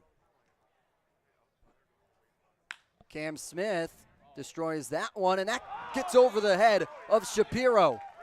Smith wheeling it around second as he'll hold at second base, retreating back. Cam Smith with a nuke there over the head of Shapiro, who misjudged it. Yeah, you can't blame Shapiro because that You don't see a lot of balls hit that hard. 101 miles an hour off the bat, just a frozen rope out to right field. He was probably thinking that it had a little more top spin on it, but no, it just kept climbing and climbing and got over his head. York, fly ball to left field. Turley under it, makes the grab. No advancement from Smith, who jogs back to second base. I love going back to Smith's at bat, that he's utilizing that right field now. I've watched a few guys at the big league level about they're guys who, when they struggle, their hitting coaches tell them to just sit back and just try and use that right field. That's exactly what Smith's been doing. Not that he hasn't been struggling too much, but when you can use all fields, it makes you so much more of a dangerous hitter. Brandon Ike swings and misses versus Garrico with a runner on, and two retired, trying to take advantage of Cam Smith double. Ike launches one off the wall. Rounding third and scoring easily will be Smith. Ike in standing at second base. Bats stay hot for the Hawks. They now lead 8-2. Yeah, Brandon Ike doing his best Cam Smith impression. Another frozen rope of his own out to right. That one actually got up, and that one actually hit on the fly, hit the bottom of that fencing out in right center. And with 2 outs, Cam is going to score easily. This has just been an amazing approach at the plate today. We talked about how baseball ops was talking and had a big meeting with the coaching staff. This is everything that they were talking about is being reflected here in this game today, and we're only not even through 4 full innings. Mitchell takes a pay in 1-0. Mitchell transferring to the University of Indiana. Joined the Big Ten Conference.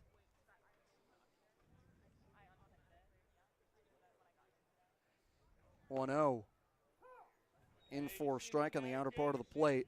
Mitchell so far today has come to the box twice and has been hit by a pitch both times, and has been able to come around and score.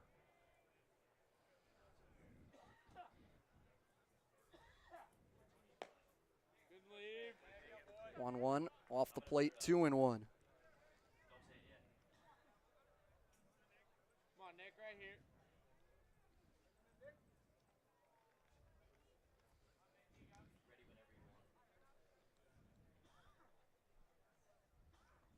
2-1, taken in for a strike.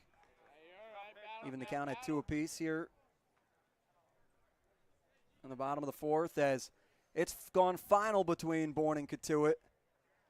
Braves picking up a big win at Lowell Park, 14-8. They now lead that series 1-0. Mitchell foul tips it back into the glove of Yannick. That ends the home half of the fourth, but Harbor Hawks get another one across. They lead 8-2. Hey, Mama, what's up? Did you switch my service from Verizon to T-Mobile? Yep. T-Mobile has the only nationwide 5G. Well, Mr. Know-It-All, let's see if you right about that. Mama. Hey, Mama, I'm working. It works at the pie shop. T-Mobile's 5G works inside and out. Hey, what you need, Mama? I'm trying to watch the game with my boys. It works in the park. Oh, okay. Mama? It works at the aquarium, in the parking garage, at the beach, in the elevator. It works in the movie theater, too. Oh, shush yourself. I'm talking to my baby. You're driving me crazy. I was just calling you to say thank you, baby. I love you. I love you too, Mama. Yes, Mama. It works in the kitchen. Hell, Mama. Mama? 5G, it works in the club. Who are you in a club with? All about it. Hell, Mama. David Case steps on to the rubber in relief of Darren Horn. Case, we talked about it earlier this season, how he made a campaign for himself to be in this spot, to be out of the bullpen early in the playoffs. Yeah, David Case is going to come in. He's been electric this year, a 1.92 ERA. He doesn't have the biggest of sample sizes, only 6 games in 9 1/3 innings pitched, but he brings great stuff to the table. A fastball and a curveball, mainly the two pitches that he will use. Very, very occasionally he'll mix in a slider and a changeup, but that fastball is coming in at about upper 80s, low 90s, perhaps his top out. He tops out at 91 on that fastball, and then that curveball is just a slow, looping curveball that's such a change of speed. That's a great, great two-strike pitch. Yeah, he's only let up earned runs in one of his outings against Brewster, and Bourne went scoreless. Then he let up 2 against YD, and then they bring him in here because he's gone 2 innings and 1 1/3 innings, both scoreless. He appeared in both games against Falmouth and put zeros up against Falmouth. So this is one of those that you talk about with the ops department, that they want Case in here because he pitches to the weaknesses of Falmouth. That's why they've got him on in a bit of maybe longer relief here of Darren Horn. And especially now that you have Caleb Hall, the leadoff guy for the Commodores, coming back up now for his 3rd appearance in the box. Yeah, this could have gone no better than Hyannis would have wanted. Of course, maybe they wanted a scoreless outing out of Horn, but he's gone through the lineup twice as Hall represents. This would have been Horn's 3rd time facing Hall, but he's gone the 4 innings that your managers and your coaches want you to go. He's kept them at bay relatively, and now he hands it off to a guy who has pitched 2 times against Falmouth, and he's gone scoreless both of them. So this so far, from an ops perspective, is going perfectly. That's exactly what you need here in this spot. Have a 6-run cushion, but with the Commodores, you know just how quickly they can creep back into games if the door is even left a little bit ajar. And the line now closed on Darren Horn's outing. He goes 4 innings, gives up 4 hits, 2 runs, only one of them was earned, 2 walks and 2 strikeouts, as there's a nice fastball. Hall 0 for 1 with a walk. Back in the 1st inning to lead things off in this contest. 2-2 to Hall. He holds on the 76-mile-an-hour pitch. Full count. Again, fastball, curveball for Case mostly. Good take there from Hall after seeing a fastball. Hall pops it up into right field. Earhard takes a methodical jog in and retires the first outer of the top of the 5th. That fastball was at 91 miles an hour. That's more of his top out velocity. And here we take a look at what kind of separates these two teams. Yeah, take a look at the two teams. 275 batting average leads the way and finished leading the regular season for the Commodores, but their fielding percentage came in dead last, which is a tough spot for the Commodores, almost shooting themselves in their own foot. But then on the other side, Harbor Hawks were 3rd in batting average, 5th in ERA, and 2nd in OPS. And fielding percentage came in tied at 6. Yeah, and these two teams, their offensive statistics are unbelievable. Of course, if you look at OPS, 3rd for Falmouth, 2nd for Hyannis, conventional knowledge would suggest that this is going to be an offensive series. We were talking about earlier how there was a bit of a logjam towards the bottom in fielding percentage. You just didn't want to be last there. We saw Falmouth make 5 errors the last time we went to Gov Fowler Field on Monday. So that kind of was on display, and it didn't come back to hurt them as they walked Hyannis off as Bazzana works a walk there. But it's not what you want to see from Falmouth. 5 errors was pretty close to the season high for all teams on the Cape. And with Bazzana now on base, you have to be worrisome. 14 stolen bases on the year for the Oregon State product. Horn did so well at controlling the run game when he was in there. And as we talk about Falmouth with Bazzana's 14 and Falmouth being 2nd in the league with stolen bases, controlling the run game is what's going to be a big part of controlling Falmouth. Yannick's been a good hitter, close to 280 all year. You've got a lefty on the mound in Case, so he has a good pickoff move. So this would be big here for Case to try and keep him at bay. Can't find the zone right now. 5 straight balls, but Certainly a guy that can pull the string at any moment with that big looping curveball. Yannick looks at a second straight ball here from Case, and Eric Luxus, the pitching coach of the Harbor Hawks, is now going to have a conversation with Grand Canyon transferring in product. This is a good conversation. Go out and try and settle your guy down. He's missed away with a lot of his fastballs. Hasn't been able to get that curveball up in the last 6 pitches, but nothing too much to worry about right now. You just go out there, try and settle him down, try and regain that release point. Luxus probably saw something with his delivery and is just letting him know, hey, maybe keep your grip a little bit back a little bit more. Your release point's a little bit too low, or that's normally what a pitching coach will say. I'm all speculation right now, of course. And Luxus has great relationships with his pitchers to be able to be open and honest with them and coach them willingly here in this one. A guy that doesn't really take any flack from anybody. 2-0 is chopped barely foul. 2-1, and Luxus also individual that was leading the Harbor Hawks for a short period of time, with skipper Eric Beatty away to Cooperstown with his kids' AAU baseball tournament at the home of the Baseball Hall of Fame. Eric Luxus stepped in to be the interim manager and did a fabulous job. 2-1, popped up onto shallow right field. Earhart calls off Snow for the second out. Yeah, good communication in that Bermuda Triangle between Snow, Ike, and Earhart. That's always a right fielder's ball. If you're coming in on a ball, it's so much easier to make the play than if you're going out on a ball and trying to catch it over your shoulder and trying to backpedal at the same time. It's a lot easier to just see it into your glove, and a great response from Case.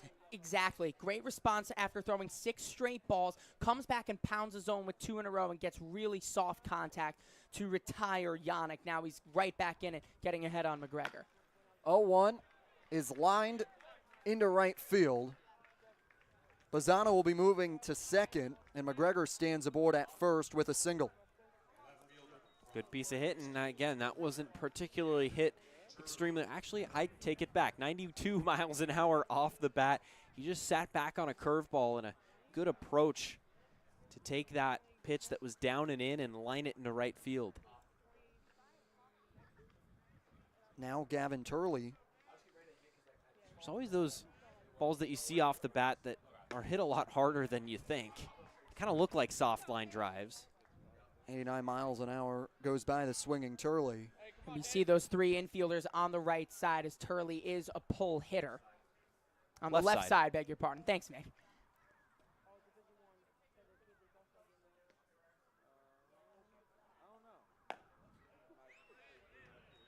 Pitch misses. Ooh.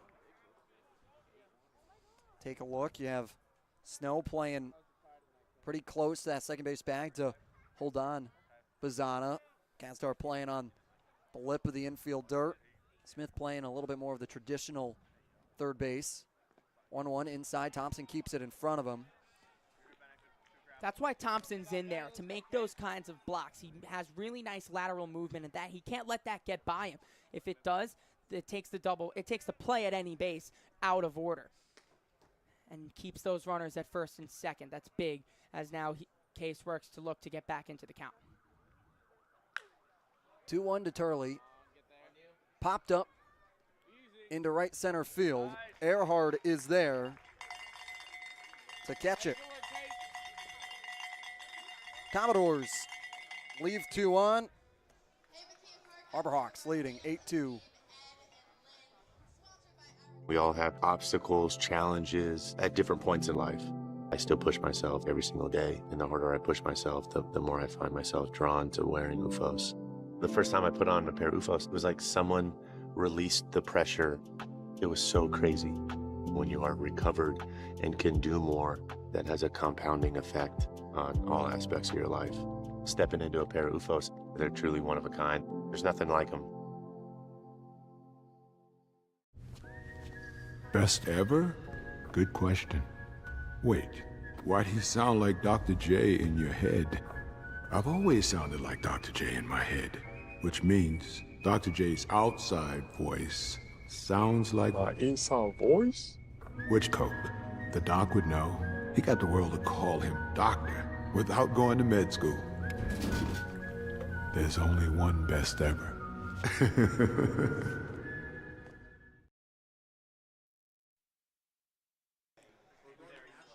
Hey Harbor Hawks fans, did you know that at Cape Cod is the official Light Up the Park sponsor of the Hyannis Harbor Hawks all season long? Thanks to the NAC, the lights at McKeon Park stay bright all summer as the future stars take the field.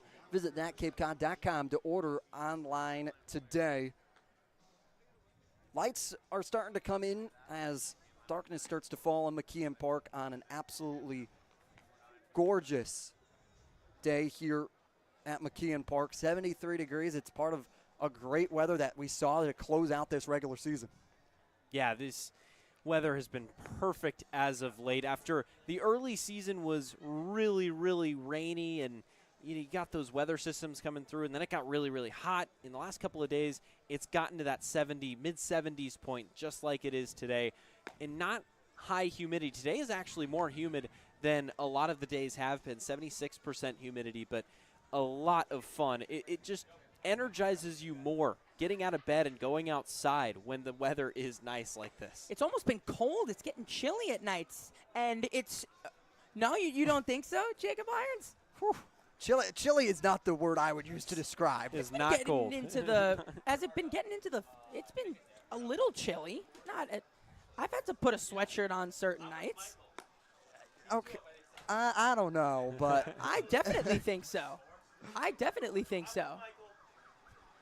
Well, maybe it's definitely room for a light jacket. Yes, I give you that. I just don't know if it's not sweatpants weather, which that is Yes. that's pretty cold. It has not been that cold. It's perfect conditions for sweatshirt for whatever and you want. shorts. Really, For it whatever really you is. want. Yeah, exactly. Sweatshirt and shorts is the perfect fit right now.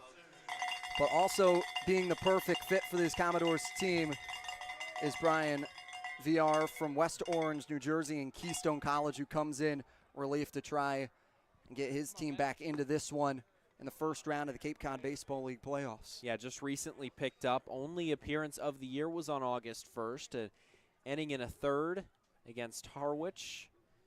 1 run given up on a hit and a walk. No strikeouts, 6 batters faced. And now his first task is going to be Bennett Thompson. Thompson, like we've touched upon, since coming to this team has been fabulous and continuing to contribute.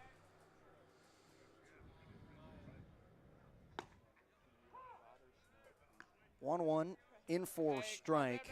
And that's what he'll bring to the table here. Good run on his fastball. Here you see the movement going back towards the right-handed hitter. And a lot of times you'll see those guys, those right-handed pitchers, with that arm side run, try and locate that inside, try to jam the hitter. Chopper off over to Darnell. He comes in, fires sharply to McGregor for the first out. Thompson's got a little bit of speed up that line. He was moving up the first base line and ultimately thrown out, but still running it out, and that's good to see from this Harbor Hawks team, who, yes, they have the 6-run deficit, but not satisfied with that. 0-0 pitch is left upstairs by Eric Snow. If you're the Harbor Hawks and try and eat into this game and just, it's almost a momentum shift going into the next game as well, as much as possible, because again, you look at it is game 2 no matter what happens here tonight.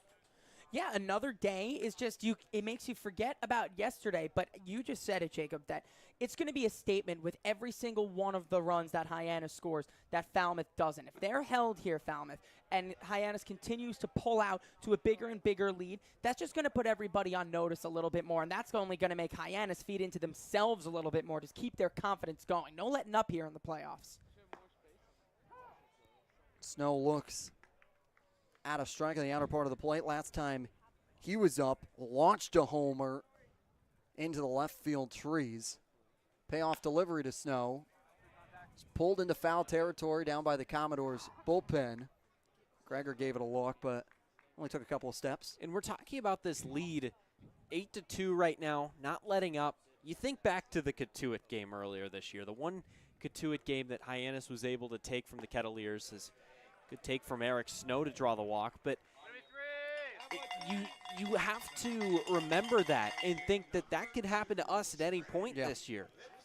And I think that's always the mindset of a team that does that, understands that any other team can just as easily be able to route a comeback. Yeah, especially in a ballpark like McKeon Park. A little more hitter-friendly comparatively to a lot of the... That one's fouled and just out of the reach of Turley. Hopped over the bullpen. Other ballparks on Cape. You think about hitter-friendly parks on Cape. Why D? Oh, my goodness. They finished the year without a triple because their park is so small. Check back, stepping back over is Snow.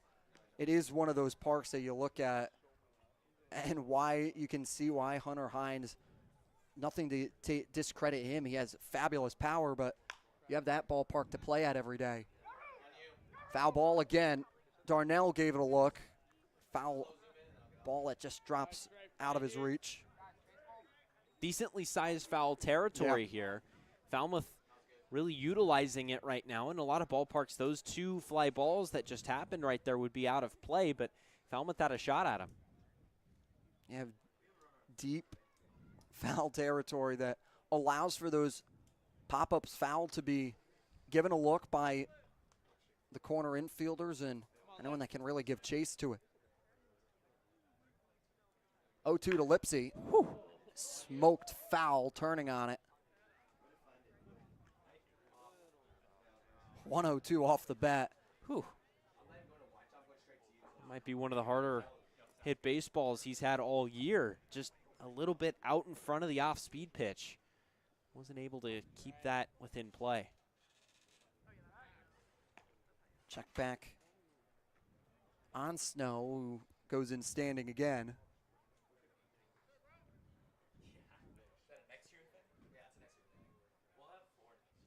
Pretty good crowd on hand for a playoff game.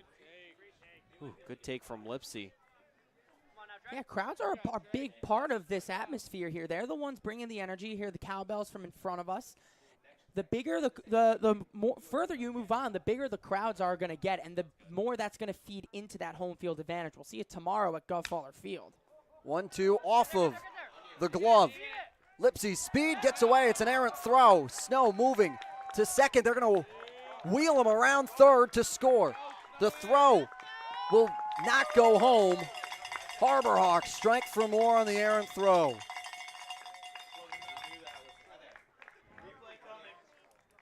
Here you see the errant throw one more time. A good piece of hitting from Lipsy, who just puts the ball in play right back up the middle. Couldn't corral it initially and then throws it away. Pitchers who have to make that throw, it's such a tough throw over to first base because all the defenders in the field have a chance to set right before the pitch. You'll see them creep in, do a 1-2 left-right, and then get ready for the play. 0-0 pitch to Earhart is now in, and Earhart has his dad in attendance here today, a former Hyannis Met, playing here for this Hyannis franchise before they were forced to change their name to the Harbor Hawks, and he spoke to the team pregame as Earhart lines it right back up to Bazana and fires over in time to McGregor for the second out here. But he talked about how you have to play loose in the postseason, have to be ready, and you got to be aware of this season and just have fun. This is a gift that you get to play postseason baseball on Cape Cod. That's what matters, and you don't want to take it for granted. Yeah, I met him and his family in Chatham on one of the off days. We were just walking around when my family was here. We just happened to run into the whole Earhart family, and we met him, and I got that vibe from him that he has two sons. He's so proud of them. Drew with the rookie ball affiliation of the Red Sox, and as well as Zach. I mean, you could just tell everything about him just is all professionalism, and that's huge. And we talk about how the different generations here on the Cape, you always stay with that. That's always a core memory that you have in your baseball career. And him coming back, talking to the team, he's got to be pretty proud of the performance so far that they've put on. Gazdar smokes it into the gap. Lipsy scoring easily. Working for two is Gazdar. He is an RBI double. John Gazdar stays hot. I think we're going to have to get Nick York on the horn and let him know that he's got some special stuff in his bat. He's 3 for 4 today with a run scored as John Gazdar. Only through 5 innings with that new bat. He's found something special in it. He's been such a welcome addition so far. We always talk about how wonderful of a guy he is as well, and he's just been putting on a show for the last 10 games here for the Hawks. 2 already across here. Another inning with runs coming across with 2 outs. Cam Smith looks at a strike.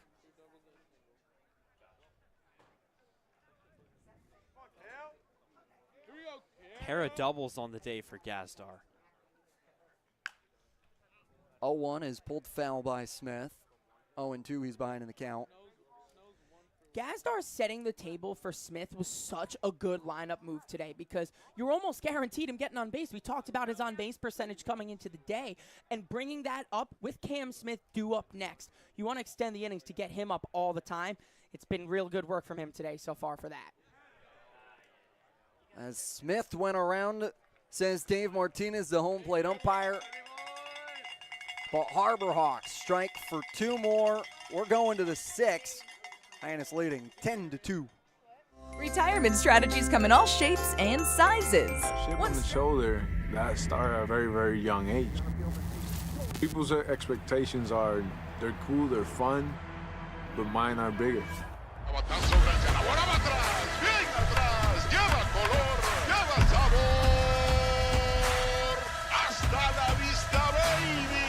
When you play in New York, they want to see winners.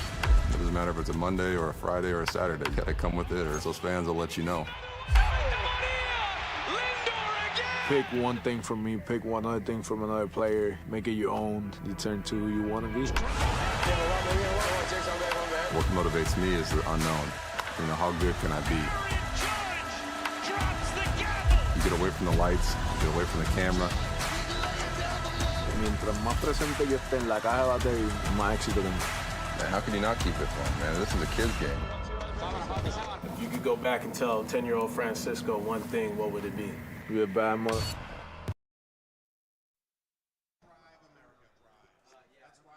Welcome back to McKeon Park here in Hyannis, Massachusetts in Cape Cod Baseball League playoffs, presented by Dunkin' in this first round. Game 1 presented by Island Bar and Grill. Hyannis, the number 2 seed, getting home field advantage right now, taking on number 3 seeded out of the West Division, Falmouth.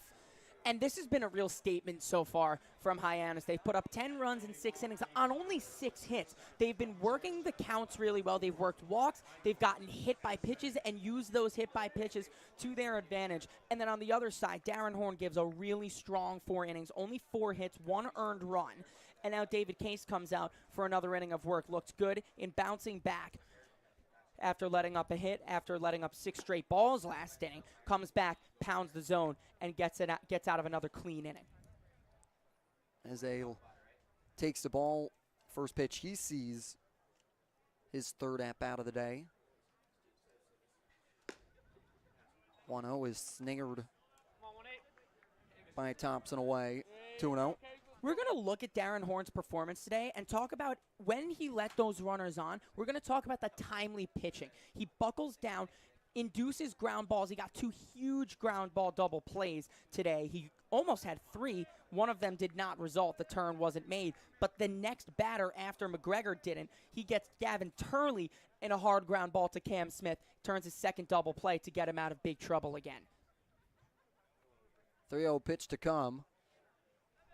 Off the plate, Eze works a walk. Eze was expecting that to be called a strike. He kind of stayed in the batter's box, and he looked a little surprised that was called ball 4, but it was off the plate. Good call. And now you got to buckle down. If limiting base runners is such a key right now, because once you get some base runners on, runs can start coming in droves, and we know that about Falmouth, a team that's come back from a lot of deficits. Both these two teams, Luke Combs Luke offense. Combs baseball, baby. When it rains, it pours. Pitch away on a pinch hitter here for the Commodores. And Barry Walsh stepping in now for Caden Shapiro's place. Walsh smokes one to center field. Lipsy comes in running for the first down.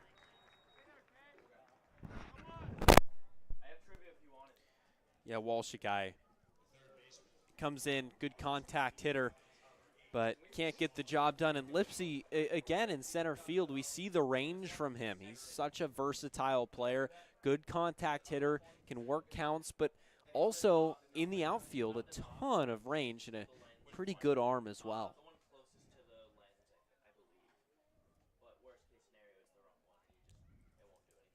Sean Darnell looks at a strike from Case.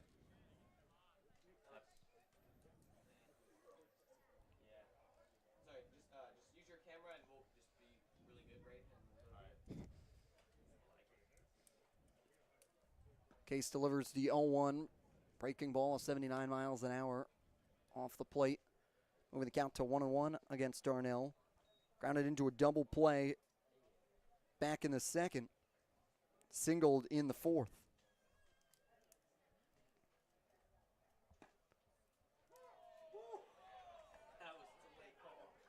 Pitch in for strike.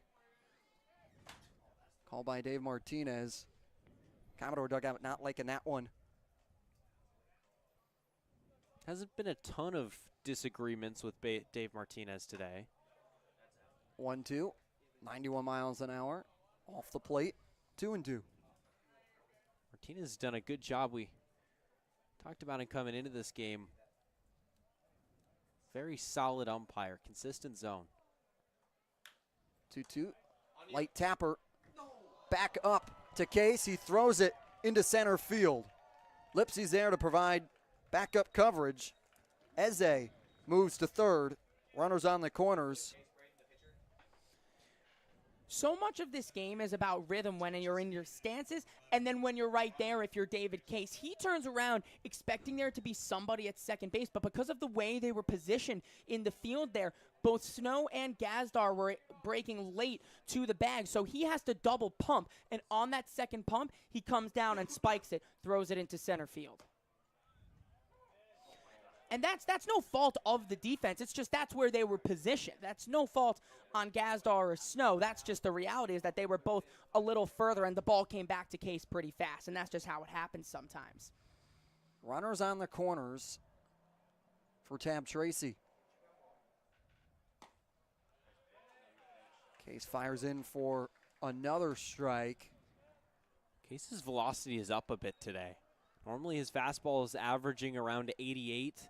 Today he's got that up to 91. He's touched 91 a couple of times, average probably around 90. Swing and a miss. Tab Tracy goes looking at the 91-mile-an-hour fastball. And that's retired. And that's such a good sign because the first indicator that a pitcher is hurt or maybe something's a little bit off is his velocity dipping. If his velocity is then up, that means he's got his best stuff going. And he's jazzed for this. He's coming in a playoff appearance for a team that's feeling really good about themselves. Yeah, when your guys are seeing an uptick in velocity, it only means good things. Absolutely, Mickey. Hall looks at pitch off the plate at 91 miles an hour.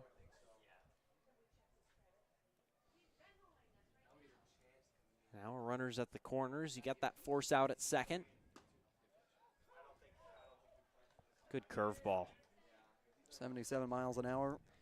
And that's not quite, that's what's been missing from Case today, just a little bit, is that fastball curveball mix. If he can really find that, that's when he's at his best. 1-1, 89-mile-an-hour pitch off the plate. He's ahead in the count 1-2, Mick. And this is illustrative of how he is when he's on. This is great at bat so far. Good sequence.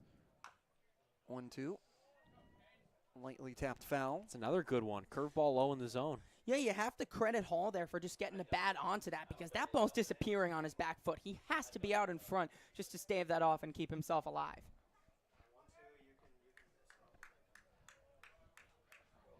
Hall trying to take advantage of a runner on third base for the Commodores. Hall swings and barely gets it foul. Have another 1-2 count to come from Case. So now you've gone to that curveball a couple of times. Maybe come back with a fastball now that you've got him out in front.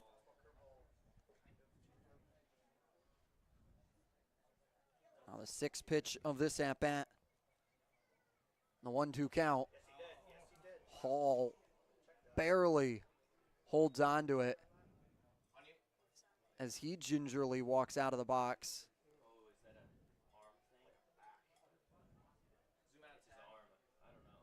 Still bounces around batter circle.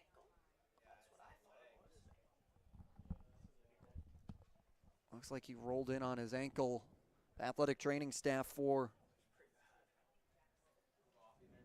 the Commodores will come out and have a conversation, and we'll take a quick break here on the Harbor Hawks Baseball Network. We'll be right back.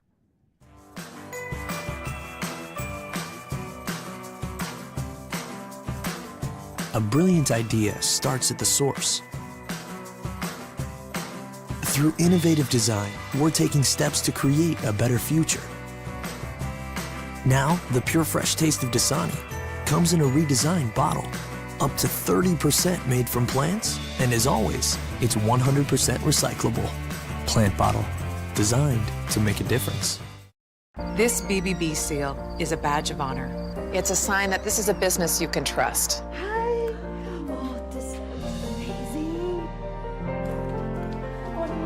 Each year, millions of people see the BBB seal on a door or a window or a website and breathe a little easier. See the seal and know you've made the right choice.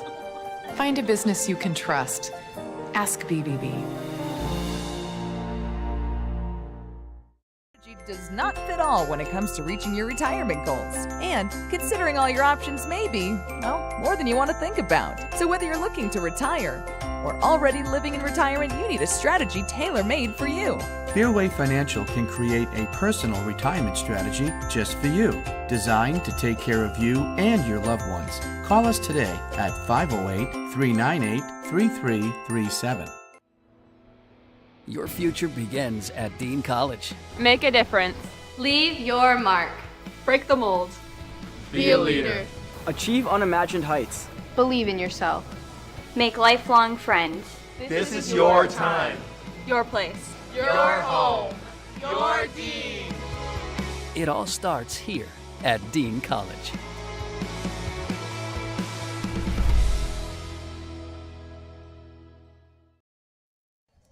Caleb Hall has left the game with the assistance of the medical staff. That will bring in now a pinch hitter in Luke Heyman to come in to finish this at-bat.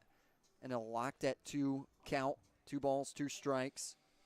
Eze stands at third, Darnell at first. Here in the top of the 6th. Heyman comes into this game hitting .250, a pair of home runs, and 9 runs batted in 17 games. Normally a catcher, but now taking over the DH spot. Pitch gets away from Thompson. Eze able to score. And it's Falmouth's first run since the second inning.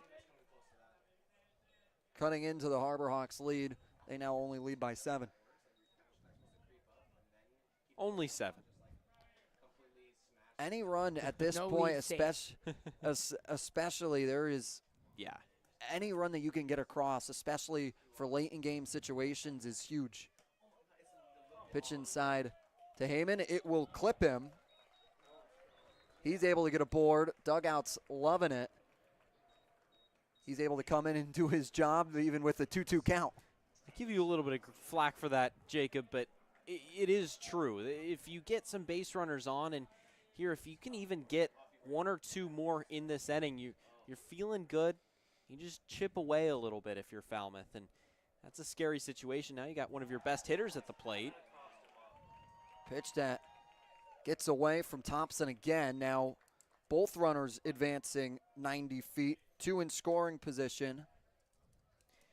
Looks like Thompson was maybe expecting an off-speed pitch. I don't know, speculation, but a fastball down in a way that he did not get his glove down nearly in time for. Normally you see that a bit when he gets crossed up. And now you talk about those dangerous runs. You've got the most dangerous hitter in the league up at the dish with 2 runners in scoring position. 1-0 to Bazzano. Runs inside to the second baseman. Bazzano's been able to get aboard all 3 times he's went to the plate, as they're just going to intentionally walk Bazzano here to now load the bases for Walker Yannick. Yeah, and knowing what Bazzano did to you just a couple of days ago in that 1-run 6-5 Falmouth victory, that 2-run homer, putting him on base with the open base at first is very smart. You saw Eric Beatty immediately get out of the dugout and signal for the intentional walk. Yeah, but the open base, that's smart against a guy who can do such damage as Bazzano can. Walker Yannick lines it directly to Mitchell, who's there to make the out. Harbor Hawks escape the bases loaded jam with only allowing 1 to plate. Now, we send it down to the 4th member of our team, Bria Losick. Thanks, guys. Baseball's always been a way for sons and dads to connect with one another, and that's definitely true for a lot of Harbor Hawks. There are several dads here in attendance for playoffs, one of those being Chris Snow, who came and surprised Eric this morning. Eric had no idea that his dad was coming to watch him, and it was definitely a big day to do so. Eric hit a home run in the bottom of the 3rd, and in the YouTube comments you might have seen, Jill Snow, Eric's mom, commented, you know, that is the reason why he hit that home run is because Chris was there. So a really special moment that they'll remember forever. And there's a lot of other dads that are here in attendance. Nick Mitchell's dad, Bob, is right behind the plate the entire game, filming every single at-bat that Nick has with his iPad. I've gotten to know him really well, and he's really enjoyed his time up here on Cape. One more dad that I've gotten to talk to, too, is Zach Earhart's father, who actually played for Hyannis back in 1986 when they were the Mets. And he actually talked to the team before the game, gave them a little pep talk. Coach Eric Beatty wanted him to be introduced to the team. And so there you go, 3 dads that are in attendance tonight getting to see their sons in some big moments. Back to you guys. Thank you, Bria. We always appreciate fathers in attendance here today. And how can you not be romantic about that, too? Snow's only had 1 homer all season long, and, well, it only took his father, who's come up just today, to come up, and he's just done damage for him. That's really, really wonderful to see from Snow. Yeah, I saw the Snow comment earlier, and I was like, oh, should I mention this? And Bria beat me to it. I was going to mention it after her hit, so good reporting by her. Yeah, you talk about the family atmosphere that baseball has, and it's a connection between dads and fathers and sons, and it really is a cool experience baseball is. Well, and there's a connection to that between that and the host families. It's the second parents that a lot of these guys have that are, temporary just for a summer, and it's a whole lot of fun, just everybody getting along out here on Cape. York takes a pitch.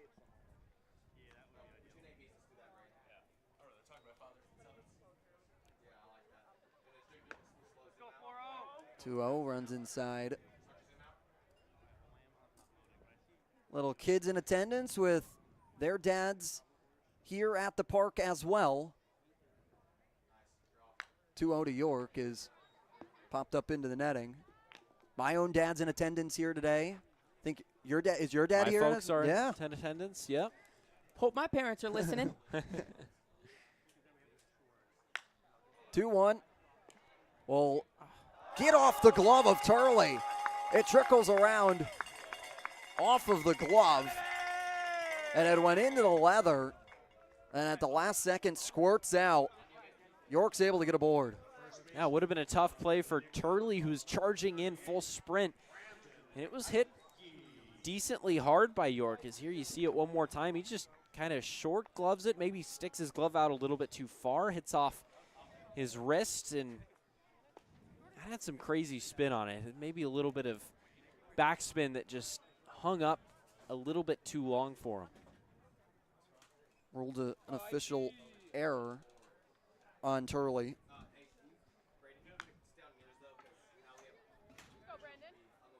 Ike fouls it back.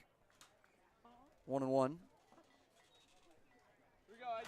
I get a double back in the fourth to bring around Cam Smith. Ike able to get one into the right center field gap. Wheeling around second and coming in standing to third is Zach York. It's a big single from Brandon Ike to put runners on the corners. Yeah, this is what we talk about, saying that you can't give this Hyannis Harbor Hawks team another chance to do damage, because that's exactly what Ike does. He slaps that one out to the right center field gap, and now York is standing 90 feet away. Yeah, good piece of hit, 99 miles an hour off the bat. And that sets up first and third for Nick Mitchell, who's been hit by a pitch twice today. And both times he's been able to be hit by a pitch, he's come around to score. Hey, taking advantage of opportunities where you can get them. It's been the Harbor Hawks mentality. When you get on base, you want to try and do the best of your ability to get in and score.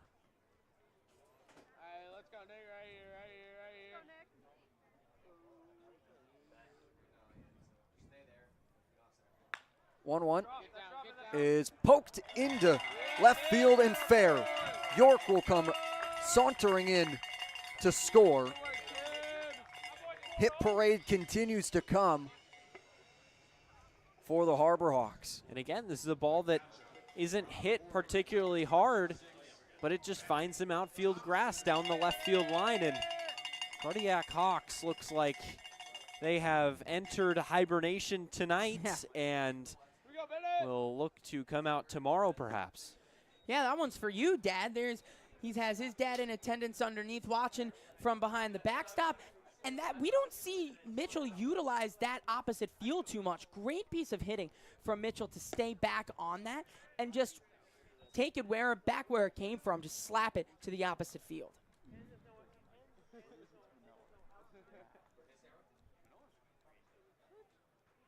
Can see down on that bottom part of your screen in the blue t-shirt, Nick Mitchell's dad with the iPad he put away, doing a little bit of film review. Chopper over to Darnell. He'll go to Bazana at second, in time to turn the double play to McGregor. It's a big double play for the Commodores. Advancing, though, is able to get over is Ike. And in these long innings, you almost forget that there's still nobody out. Hyannis has done all of their damage here with no outs in the inning, able to reach on a error was York, and then a couple of little bloop singles, as well as an Ike single that was 99 miles an hour off the bat.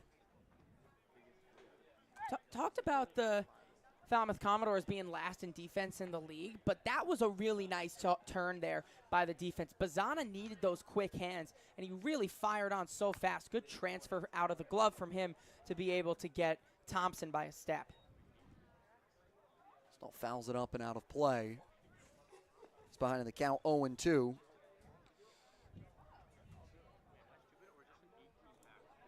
Harbor Hawks looking for more here. They lead 11-3, the bottom of the sixth. Snow goes down to reach for it and gets his bat to foul it away.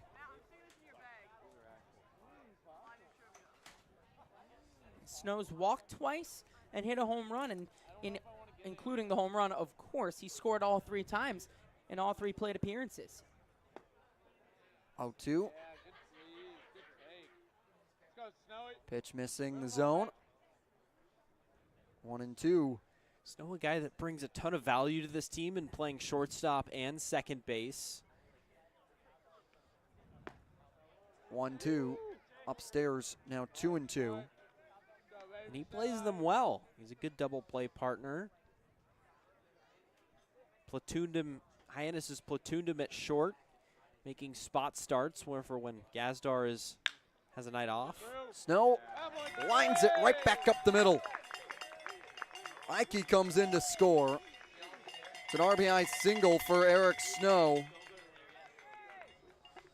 Now 12-3.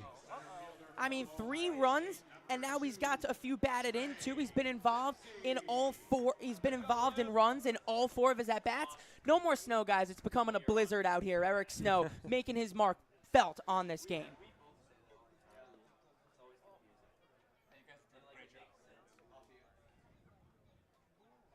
Trey Lipsy now stands in. He looks at a strike. How many more plays can you get at the Snow Snow last name? I was hoping you weren't going to ask me that. When it rains, it snows. 0-1 is fouled down the line. Hey, it depends on how many more times he can do something big. If he comes up with something big again, I might have to get something again. And if not, that's on me. Snow falling on Hyannis. You know that book? Snow falling on cedars? See, I didn't know that, but that would have been a good one. That would have been a real good one. Should have saved it, man. Good book. I'll take a I look. don't know how many people know about it. 1-2 to Lipsy, fouled back into the padding from the 88-mile-an-hour pitch. It's snowing in summer. It's snowing on Cape Cod. There's some plays there. There's a multitude. And if he continues up through the rest of the postseason, you might have your work cut out for you. Hey, Mickey Doolittle is putting on a few. I might have to pass it over to him now. He's been putting on a few right now. Lipsy takes an outer pitch as he struck out looking on the 76-mile-an-hour off speed. But it's 2 more for the Harbor Hawks. They lead 12-3. You're watching the game 1 of this first round Cape Cod Baseball League playoffs presented by Dunkin'. Hey, Mama, what's up? Did you switch my service from Verizon to T-Mobile? Yep. T-Mobile has the only nationwide 5G. Well, Mr. Know-It-all, let's see if you right about that. Mama. Hey, Mama, I'm working. It works at the pie shop. T-Mobile's 5G works inside and out. Hey, what you need, Mama? I'm trying to watch the game with my boys. It works in the park. Oh, okay. Mama? It works at the aquarium, in the parking garage, at the beach, in the elevator. It works in the movie theater, too. Oh, shush yourself. I'm talking to my baby. You're driving me crazy. I was just calling you to say thank you, baby. I love you. I love you too, Mama. Yes, Mama. It works in the kitchen. Hell, Mama. Mama? 5G, it works in the club. Who are you in a club with? All about it. Hell, Mama.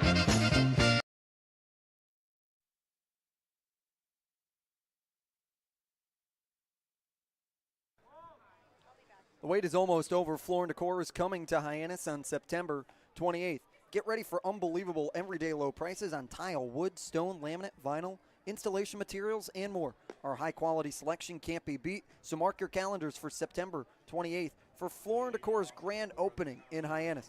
At Floor & Decor, you'll discover thousands of in-stock products, all at a price you'll love. We promise you've never experienced anything like it, but soon you can. Come explore Floor & Decor opening in Hyannis on September 28th.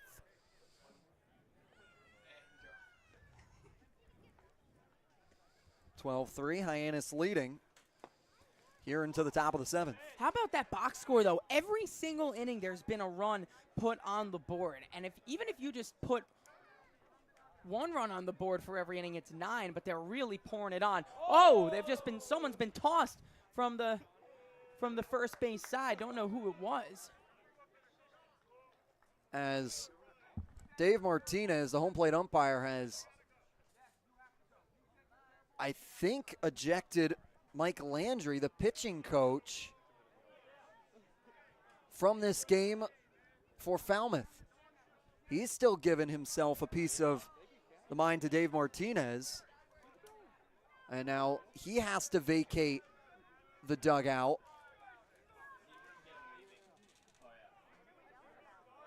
And Mike Landry has now walked into the practice field behind us. Ah, wow. Couldn't really hear that through our mics. Might be for the best, but apparently a piece of that was picked up. Martinez said that he'd been talking all game, but here we go. 1-1, skips away from Thompson.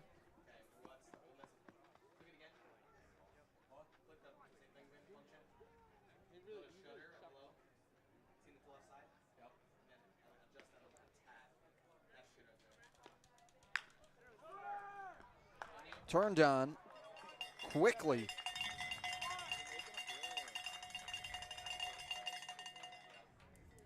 By McGregor. One away. A lot of times you'll see coaches try and get ejected from games to try and fire their team up, especially in a situation like this, to try and energize them to start making a comeback. 9-run game, it doesn't seem very hopeful, but at the same time, anything to rally your guys. Perhaps frustration setting in as well. Turley now into the box. Pitch from Case. In for strike, a breaking ball. 75 miles an hour. Yeah, borderline there, but other than that, I feel like Martinez has been all right behind the plate. I feel like there hasn't been anything too egregious that's been missed so far. And according to TrackMan, that did catch the zone. Yeah, we've got the TrackMan up here in the booth, so we're looking at every pitch, seeing if it catches the zone. And there have been a few borderline, but overall, it's been pretty consistent so far. 2-1 from Case. And there it is. Gavin Turley loses his bat. Turley, last time, Hyannis, and it is absolutely insane. It is now. Turley is known to throw the bat a little bit. He has now done it, according to producer Josh Schreiber, he's done it 10 times this year. And in the twice that he did it against Falmouth last year, or a couple of weeks ago, he homered and hit a double after throwing his bat. Gotta be prepared. 2-2. Turley takes the pitch on the outer part of the plate, and let's take a look. It just slips right out. And he doesn't go for the pine tar, he just goes straight back into it. Payoff pitch to come to Case. Swing and a miss. And the curse is broken. They have finally retired Gavin Turley after he threw his bat this year. Yeah, Gavin Turley has been somewhat invincible against Hyannis, especially when he throws the bat, but Case able to right the curse. Good pitch on the outer third of the plate. Just got him to chase out there. A curse-breaking pitch, if you will. Just located so well. They got to get an input for point streak for this guy. Just where it goes in between all the pitches, it just says swing and a miss with the bat going out of his hands. The pitch was so good that yeah, it could win the Seattle Mariners a World Series. Break that curse. 1-1 to Eze, upstairs and away to the shortstop.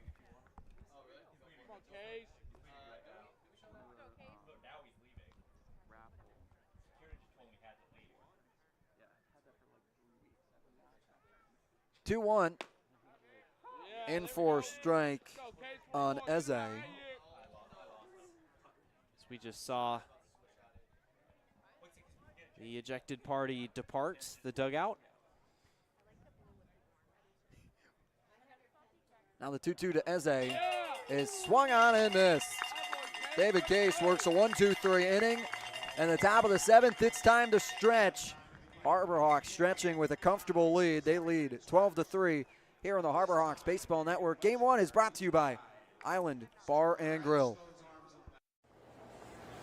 Diet Coke? Were you my mom? You should be so lucky, because you know what moms do? Well, I suppose we should start with the whole giving you life thing. It seems like that should be enough. No? Okay. What about her ability to send shockwaves through the neighborhood without saying a word? Or whip up a ridiculous handmade costume that you forgot to tell her about? Not to make you happy, but because she had a reputation to uphold. She invented rideshare, called it carpool, and did it for free. She didn't need those dating apps either. You copied her jeans, her spin, her shoes, her scrunchie, and whether you realize it or not, her music. Why not? Oh, and she can win any argument in 4 words. Because I said so. Everything you're trying to do, she's already done it, did it better, and she did it with a Diet Coke in her hand. So, drink what your mama gave you. Stretch time here at McKean Park only means one thing. It's time for the Chicken Jants, brought to you by our fabulous interns here at McKean Park. Bria Losick on the full writing team as well, joining in on the fun and festivities. And let's take a look at the upcoming schedule for these Harbor Hawks.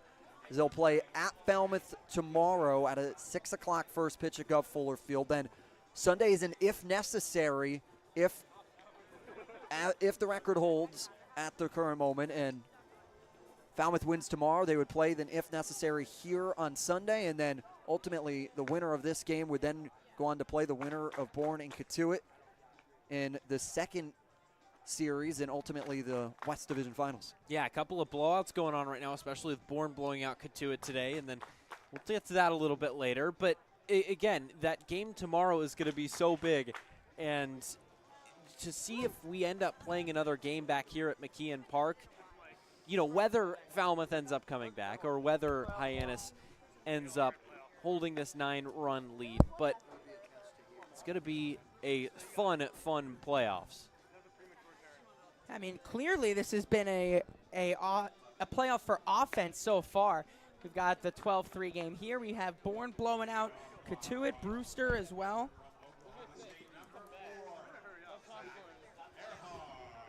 Now Earhart comes back in.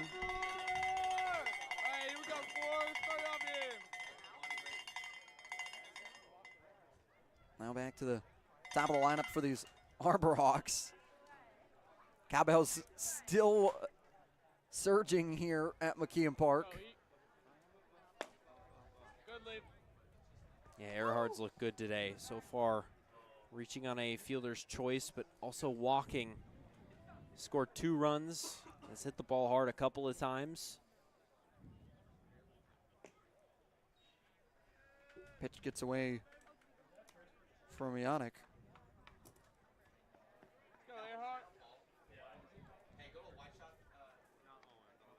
So here you see infield is shifted slightly over to the left against Earhart, playing him to pull. Second baseman Bizana nearly behind that second base bag.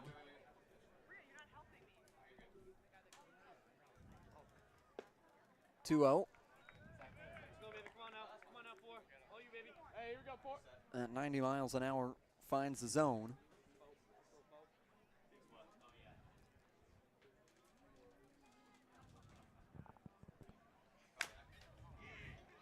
Slow chopper over to Darnell, and he misplays it. Earhart able to get aboard for Grant Goodled's first batter he faces in relief for the Commodores out of Fairleigh Dickinson. Yeah, Goodlad has appeared in 1 game so far this year. He went an inning and a third against Katuitt in their win to wrap up the year. And here you see it one more time. Slow ground ball. Darnell knew he had to hurry up and throw it across the infield and just misplayed it. Yeah, that's Earhart's speed coming into the play right there, coming into the equation. Gazdar, high chopper. Bazana tries to turn to himself, keeping the foot on the bag as McGregor. What a fabulous play.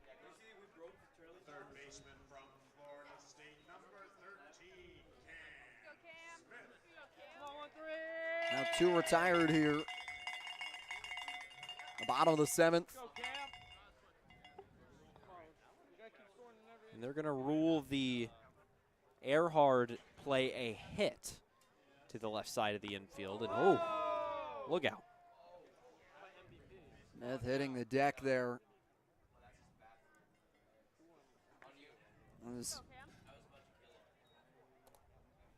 He's a little ginger to get back up again. And all of Hyannis exhales. Able to get out of the way, do the matrix move.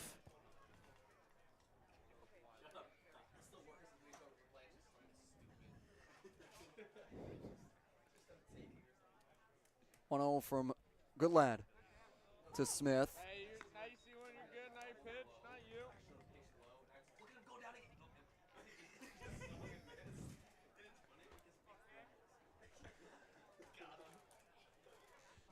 One to Smith. Taken in the dirt. Now 2-1 to the Florida State product. And if you weren't with us earlier in the game, maybe we're watching a couple of the other games now, tuning into a couple of games that are still left going on. Cam Smith before the game announced as the top pro prospect this year, winning an award and getting a nice Silver Cup trophy. Yeah, and what a player he has been for Hyannis this year. Hitting the cover off the ball, but the tools that he brings as a pro prospect, he brings that defensive tool. His defense is going to translate to the major leagues in all likelihood, but also the ability to hit the ball hard like he does there. 2-2. Works through the narrow gap between Darnell and Eze, proving why he is considered an early round first pick in next year's MLB draft with his eligibility. Yeah, able to go out and get it off-speed pitch, able to get extended on it and hits it hard through the left side. And you saw in that other frame right there, Hyannis' reaction. He kind of turned his head away as if to say, man, because he knows that Good Lad missed that pitch, and Cam Smith will not allow him to go unpunished. York flies it to Turley in left field. Third out here in the 7th, closing the 7th. Harbor Hawks still leading 12-3. You're watching the Cape Cod Baseball League playoffs presented by Dunkin'. Diet Coke? Who are you, my mom? You should be so lucky. Because you know what moms do? Well, I suppose we should start with the whole giving you life thing. It seems like that should be enough. No? Okay. What about her ability to send shockwaves through the neighborhood without saying a word? Or whip up a ridiculous handmade costume that you forgot to tell her about. Not to make you happy, but because she had a reputation to uphold. She invented rideshare, called it carpool, and did it for free. She didn't need those dating apps either. You copied her jeans, her spin, her shoes, her scrunchie, and whether you realize it or not, her music. Why not? Oh, and she can win any argument in 4 words. Because I said so. Everything you're trying to do, she's already done it. Did it better. And she did it with a Diet Coke in her hand. So, drink what your mama gave you. Let's take a look at what else has happened around the league today in the Cape Cod Baseball League playoffs presented by Dunkin'.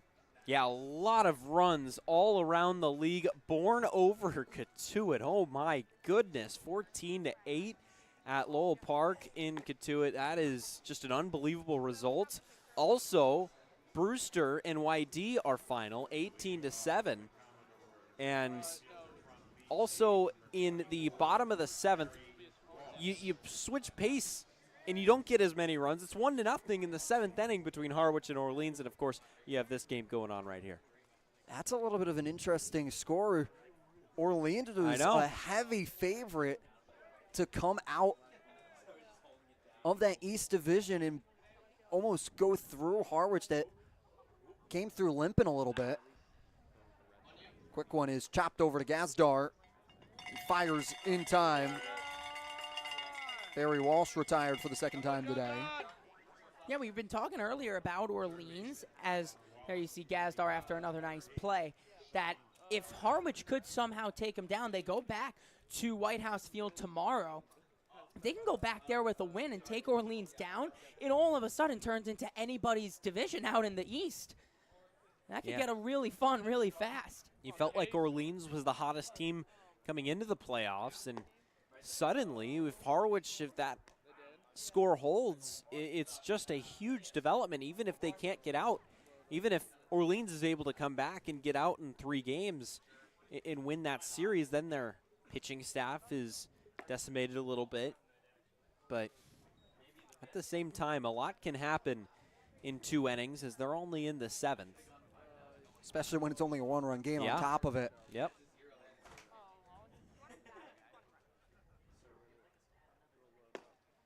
Darnell looks at a strike, the first of his at-bat here, 2-1. The short foul lines at Orleans. You don't have to hit it particularly far if you put it in the right spot. Just wrap it down the right or the left field line. 2-1 is blooped into the grandstands, just out of the reach of a couple of fans. Hyannis has sure been hitting the ball hard. Oh, yeah. Regardless of where they put it at Eldridge Park, they found their way out real easy. Everybody seems to be hitting the ball hard right now. Brewster with 18 runs, Hyannis with 12, Bourne with 14. A late season run surge around Cape. And you typically see that. Guys start to adjust to the wood bats. You see some of the pitchers leave the teams, get called back to college, and ERAs start to jump, and batting averages do as well. Payoff pitch, catches the outside part of the zone. Darnell takes it looking. A big strikeout from Case. That is a nicely located fastball, outer third of the plate, and he knew it immediately. Walking off the mound. That is a man throwing with confidence. Tab Tracy in, fouling it off of the mask of Thompson. He's retired 6 in a row. Dave Martinez quick to check on Thompson and give him the courtesy, talking to the bat boys to bring in new balls, giving him a little bit of time here to compose himself again. Talk about Case. He has put in a shift today in relief for Darren Horn. Going into his 4th inning here, if he can get this last one, it'll be 4 complete innings of relief for David Case. Snapped by Case, off the mound, quickly firing, and it's an errant throw. Turning around first, and now turning around second is Tracy. He comes in standing to third. Case launched everything he had on the throw over to Ike at first. Just moved it away. Armistead starting to get warm right now in the Harborstat bullpen. Yeah, just in case of a couple more base runners, you got 2 outs in the inning. He might come in for the 9th. But that was a great play by Case to even knock that ball down. Just couldn't quite complete it. A little bit of an errant throw. And now just got to buckle down. 1 more out to get. Don't let Falmouth even get 1 here. Don't want to let them start crawling back into it. 1-0 off the plate at 89 miles an hour. 2-0 to Luke Heyman. And they're going to rule that error all the way, so no single with an error. 2-0. Flown to right field. Earhard motions under it and makes the grab. Through the top of the 8th. Harbor Hawks still possessing a 12-3 lead. That chip on the shoulder, that started at a very, very young age. People's expectations are, they're cool, they're fun, but mine are bigger.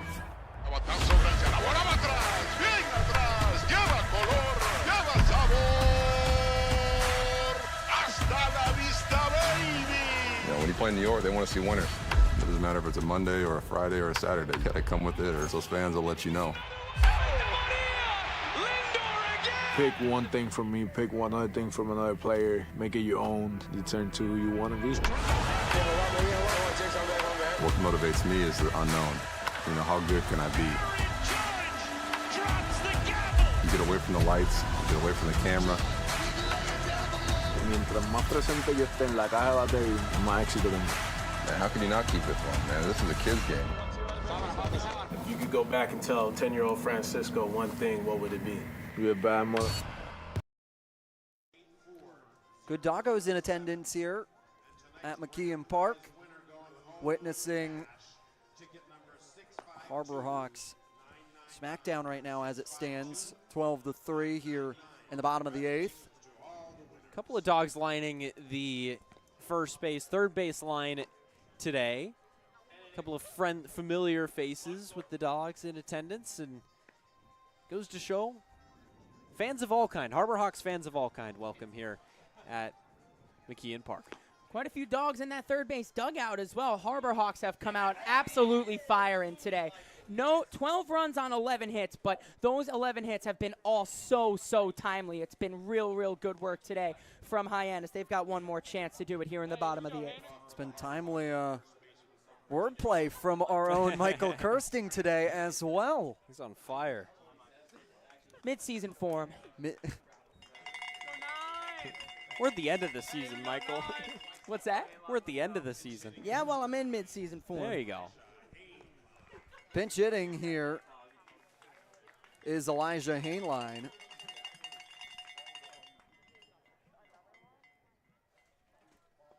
In the spot, Brandon Ike. Hainline fouls it away.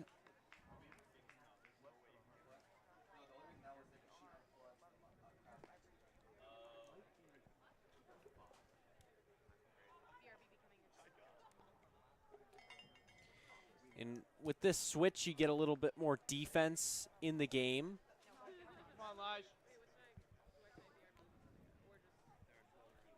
Again, keeping the pedal to the metal if you're Hyannis. Keep putting yourself in the best possible situation. And right now that would be more defense. And Yannick took that foul ball, that foul tip off the mask. He's a little bit shaken up, but looks okay. I like this pinch hit here because it's possible that we see Hainline tomorrow, and this is good just to get him an at-bat, get him a little bit warm, and have him see a back-end Falmouth pitcher. 0-1 to Hainline. Smoked into the right center field gap. Hainline's pinch hit gets him a single. He's aboard in his first at-bat of the game. He'd been 3 for his last 22 coming into the game today. That is clean contact right there. Take another look there. He goes down to chase that pitch, too. It's not quite middle. It's a little bit in, and he goes inside out with it. That is really good hitting right there from Hainline. Now their 12th hit of the day. Now Will Taylor will pinch hit. And it looks like Brody Donay is standing on deck. He takes a pitch. Taylor does. Taylor in the spot of Nick Mitchell. Bit of a line shift. In the hole, Eric Snow. Looks like he's still has his bat. Probably stay in the game. 1-0. Touches the outer part of the zone on Will Taylor, the Clemson University product.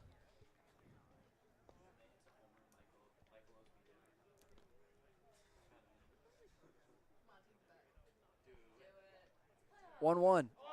Will hit Taylor. He's not happy about that one,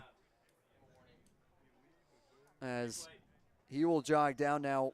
Taylor's been hit by a pitch 10 times this season. Yeah, and he joined the team not at the beginning of the year, so he's been on a pretty big pace. All a part of this Hyannis team that was hit 63 times in the regular season. That is a point streak era record in Cape Cod Baseball League. Now it's Brody Donay pinch hitting, so more replacements for Hyannis. And getting some guys rest when necessarily you don't need them. It is in the bottom of the 8th. You only, hopefully, if you're the Harbor Hawks, need to play a half inning more to walk out with a Game 1 victory. 92-mile-an-hour fastball way outside on Donay, 2-0. And I take it back. Alex Lane has grabbed a bat and is on deck. So the way it's probably going to go is Hainline is going to take Snow's second base position, and then Lane is going to take Ikey's first base position. There you see him standing on deck. 3-0 to Brody Donay. To pitch outside and a 4-pitch walk to load the bases with still nobody away for Grant Goodlad. Nobody up in Commodores bullpen. Looks like it will be Goodlad's half inning to close out. Now, like Mick talked about, Alex Lane steps in for the pinch hit. Yeah, at this point, if you're Falmouth, you're just looking for an innings eater. You just want to get through this game, save your bullpen. Yeah, that's something that Hyannis has done real well. They've forced Falmouth to go to that bullpen. Braden Davis is a really good pitcher, guys. He has that changeup. He gets a 40% whiff rate on him. He's the guy who started this game. And now they wipe him out early, he allows 7 runs, as you see that vacant bullpen there. Now they make him go to the bullpen. Clearly, that's one where they're able to touch Upco and VR. So getting Goodlad in there and getting to the guys who allow you to eat those innings has been big for Hyannis. Lane grounds it over to McGregor. They look for 2. Eze trying to get back in time and does. Another double play in this one. A smooth play, McGregor to Eze. Goodland's able to cover and snag it. But on the play, Elijah Hainline comes across to score. And the lead is up to 10. And with 2 outs, it'll be Trey Lipsy. Finally, a regularly scheduled hitter in this inning. First 4 hitters were pinch hitters.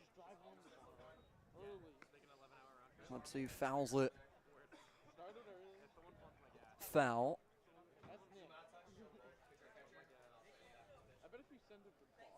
Lipsy so far on the day, a walk, a single, and a pair of strikeouts. No one to the Ohio State Buckeye. Misses low, 1-1. There's Armistead throwing in the Hyannis bullpen.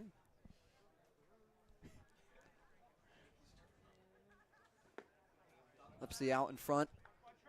83-mile-an-hour off-speed pitch. 1-2. Good off speed, just disappeared towards that back foot.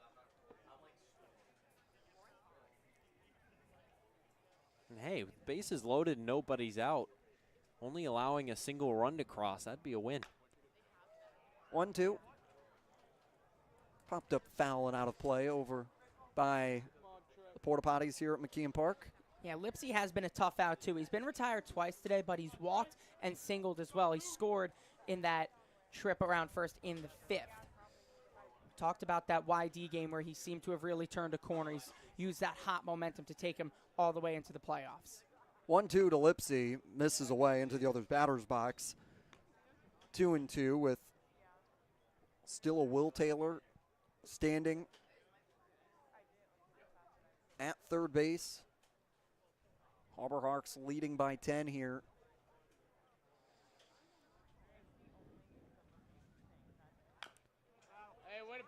If you're Hyannis, you got to remember back to the last postseason where you blew out Katuitt in game 1. Katuitt blew you out in game 2. And then, you know, Hyannis came back with a blowout of their own. So, you know, despite the fact that you're winning by 10 runs tonight, you got to buckle down and play a good game tomorrow. And that is in the back of Eric Beatty's mind after this game, 100%. That he now knows there are one or two guys that have also returned, Volker being one of them, that he's going to remember that. He's going to say, hey, guys, we know what happened last night, but today's a completely different day. Falmouth can do the same thing to us. That's why experience is so, so huge in these playoffs. Payoff delivery to come to Lipsy. He takes it in. It's a walk. He gets aboard to turn the lineup card back over for the Hawks. Zach Earhart. And that's why we call this game. That's why everyone that works in sports loves working in sports, because it's one of the few jobs you don't know what's going to happen when you come to the office. Especially baseball. I mean, baseball more so than any other sport. You can go into work one day and maybe expect LeBron to drop 20, 25 points, and it's an anomaly if he doesn't. But the amount of runs being scored here tonight is the anomaly, and that's what's so beautiful about it, is that normally you see 1, 2, 3 run games on the daily.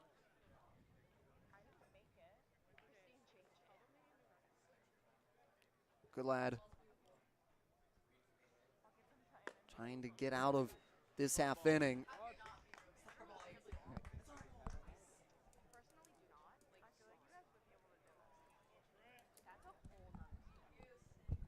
(2-0).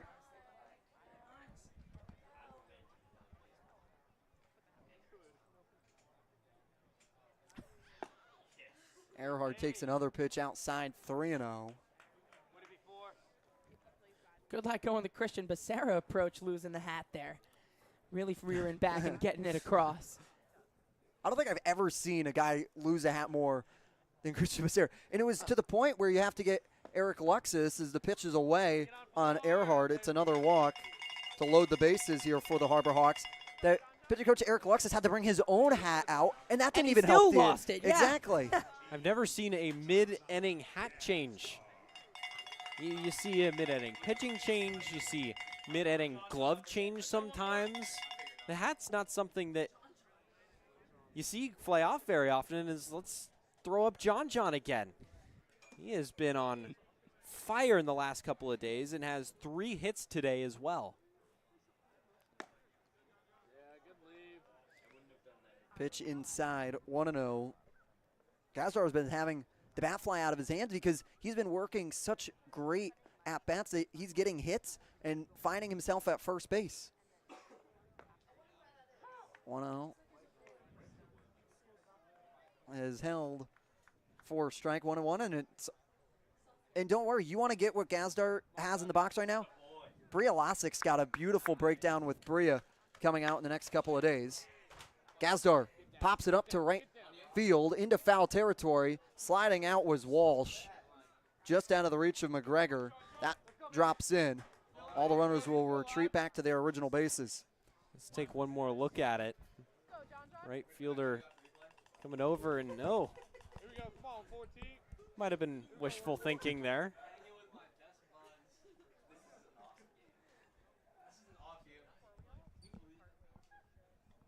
Gazdar looks at the 1-2 from Goodland. In the dirt, now 2-2.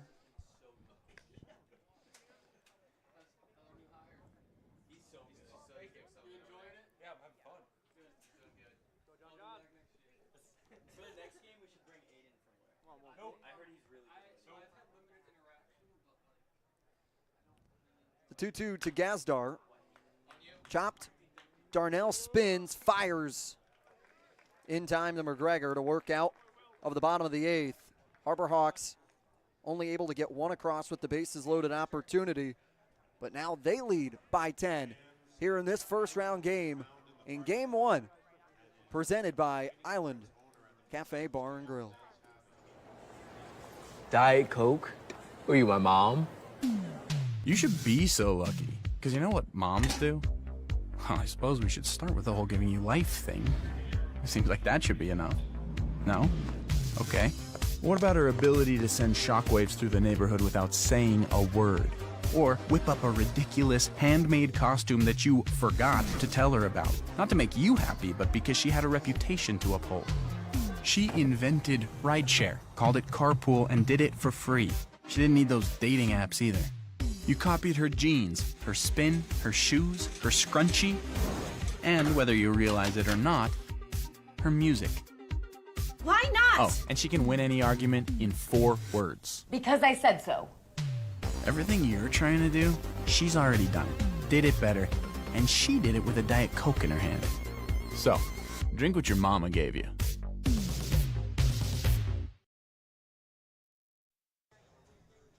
William Armistead from the University of Southern Mississippi comes out to the mound to close things up for the Harbor Hawks. He's been a deep reliever, has pitched in 10 innings so far, and has come in high leverage spots.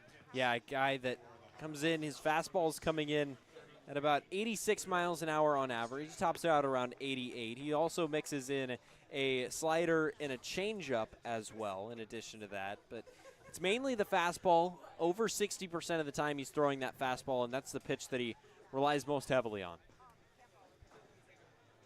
And yeah, while Armistead is on here, I just don't want it to get lost in this game what David Case did. He comes in 4 strong relief innings, doesn't let up an earned run, allows 1, but that 1 run was not earned, just 1 hit, 3 walks, and 4 strikeouts. You need those kinds of performances out of the bullpen. Hyannis prides themselves on the fact that they believe that they have the best and the deepest bullpen in the league, and David Case shows that. He saves maybe 1 or even 2 or 3 arms out of the pen tonight. Armistead comes on to just get these final 3 outs, but that's huge to have only 3 pitchers going should Armistead finish this out.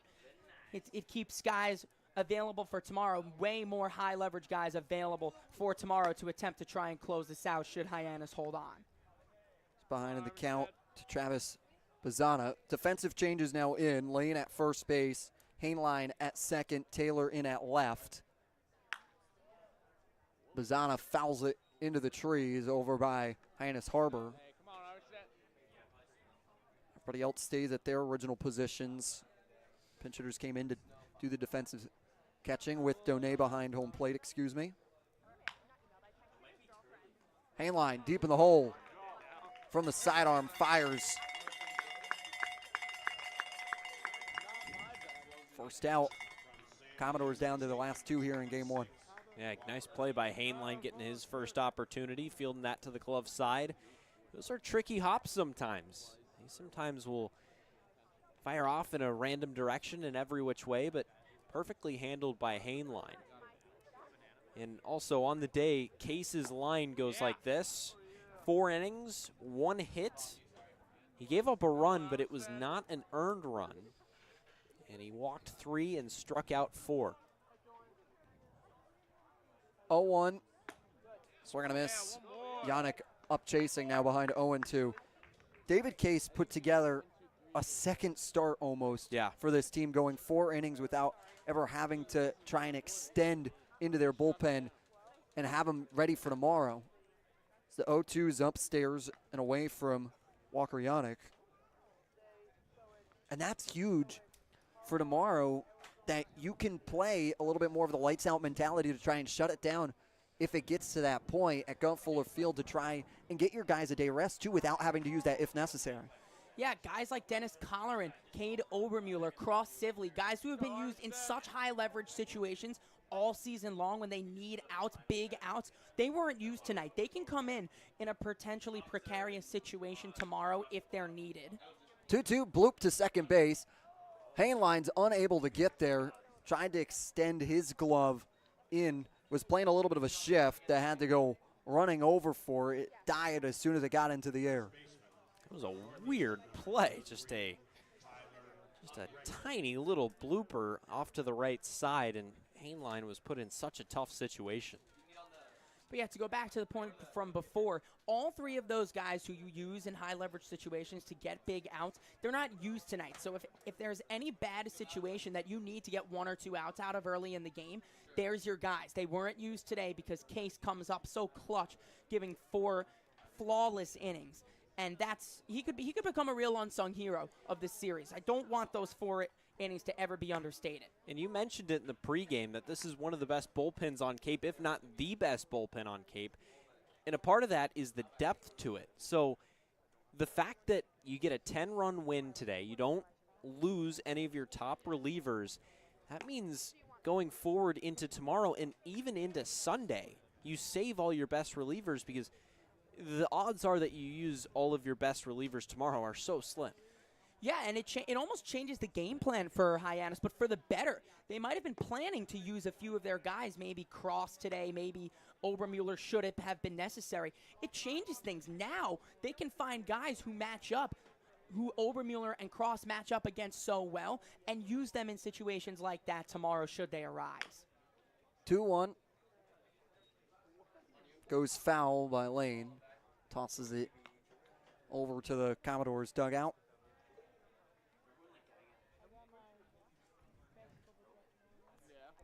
Tyler McGregor.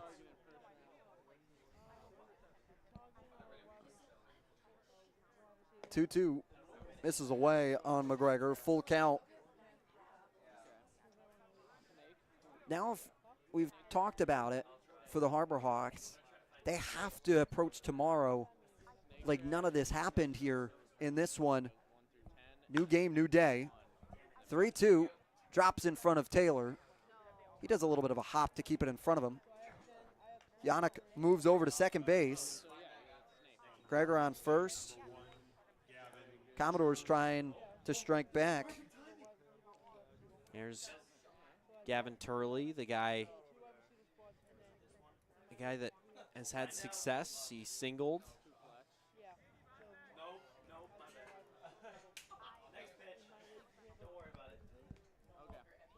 As he is known for maybe discarding of his bat a little bit. Here you see the overshift on, off to the left. And there goes the bat. That was from earlier today. 0-1 from Turley. Will find the gap in right center field. Yannick will come around to score standing. Coming in to score will be McGregor. The throw in will pull off, and now trying to advance to third and will is Turley. So Turley, maybe the curse was a little bit delayed. Now that we showed the replay, the bat throwing curse that, you know, he of course in the last game that he was throwing his bat against Hyannis, he did it twice and doubled in homered after he threw his bat those two separate times. Michael Eze lines one out of the diving reach of Gazdar. Turley scores. Well, now 3 straight hits for the Commodores. Now 4 with Eze.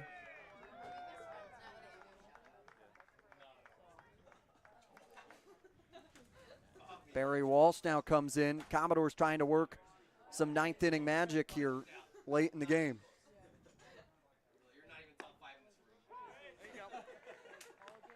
Walsh looks at a strike from Boston College. Yeah, you don't want to give Falmouth anything to hang on to from this game. You're letting them score 3 runs in the top of the 9th. They can say, okay, we should adapt this approach throughout the game tomorrow. So it really does matter every inning and every run for the mentality here in the playoffs, because Falmouth can now take something from this game. They've looked really good this inning. 1-1. Call a strike on Walsh. That's exactly what happened the last time these two teams played. That walk-off situation was Harbor Hawks played great baseball for 8 2/3 and just let that one slip out of their hand. Today, a little bit more of firm grasp. 1-2. Blooper out of the glove of Hainline. Eze thought it was almost a determined pop-up and an out from Hainline, but either way, there is an out with Hainline firing to Gazdar. Yeah, a lot of times you'll see infielders drop these balls on purpose to try and keep speed off the bases, but in a situation like that, it doesn't matter too much, especially given the fact that they're playing off of the bag. Alex Lane, the first baseman, is not holding Walsh on first. Harbor Hawks are an out away. 1-0 to Darnell. Finds the outer part of the zone for strike. Harbor Hawks fans and faithful has stayed around to witness this game one. So 1-1 is fouled up over the bleachers. 1 and 2. Just a perfect night for baseball, and Hyannis's bats were just about as good as the weather.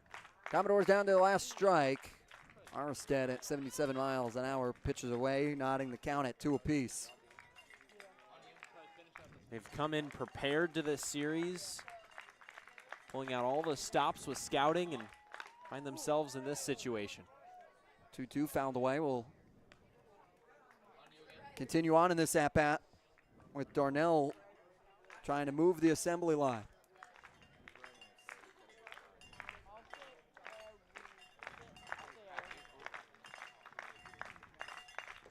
Two in the dirt, blocked by Donay.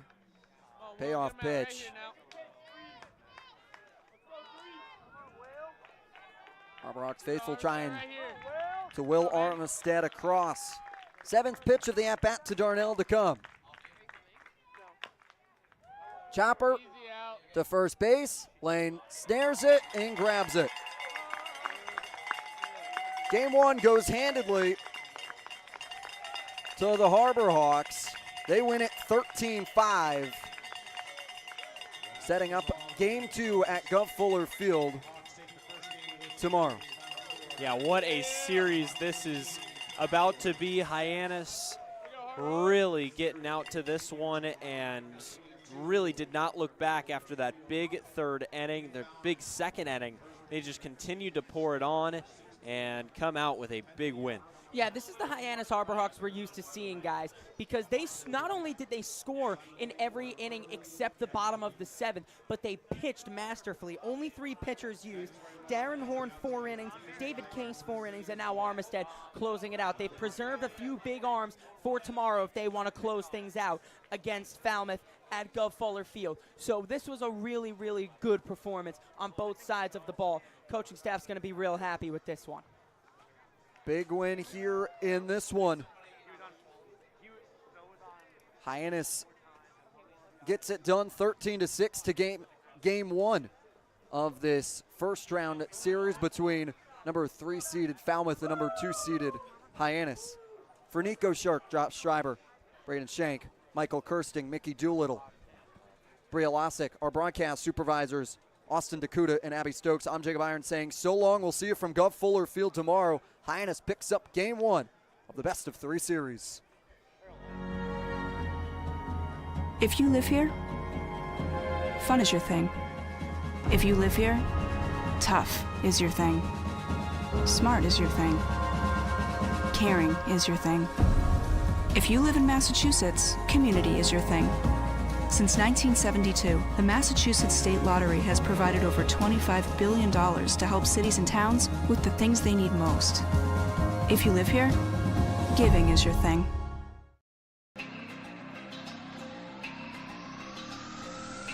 My family earns respect. My family clears bases. My family breaks records. My family wins MVPs.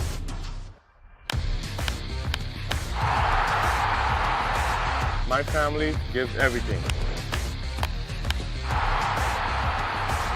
My family makes history.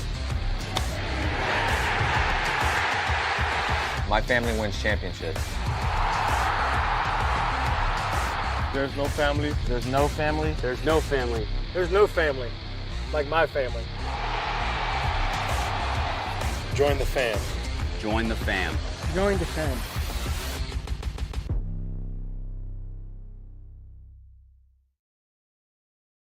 When Alaska Airlines needed a partner for the complex operations of travel, they made the switch to T-Mobile. Our 5G has Alaska Airlines and their customers covered, from major hubs to remote destinations, with 5G coverage ready now for the demands of today and the future.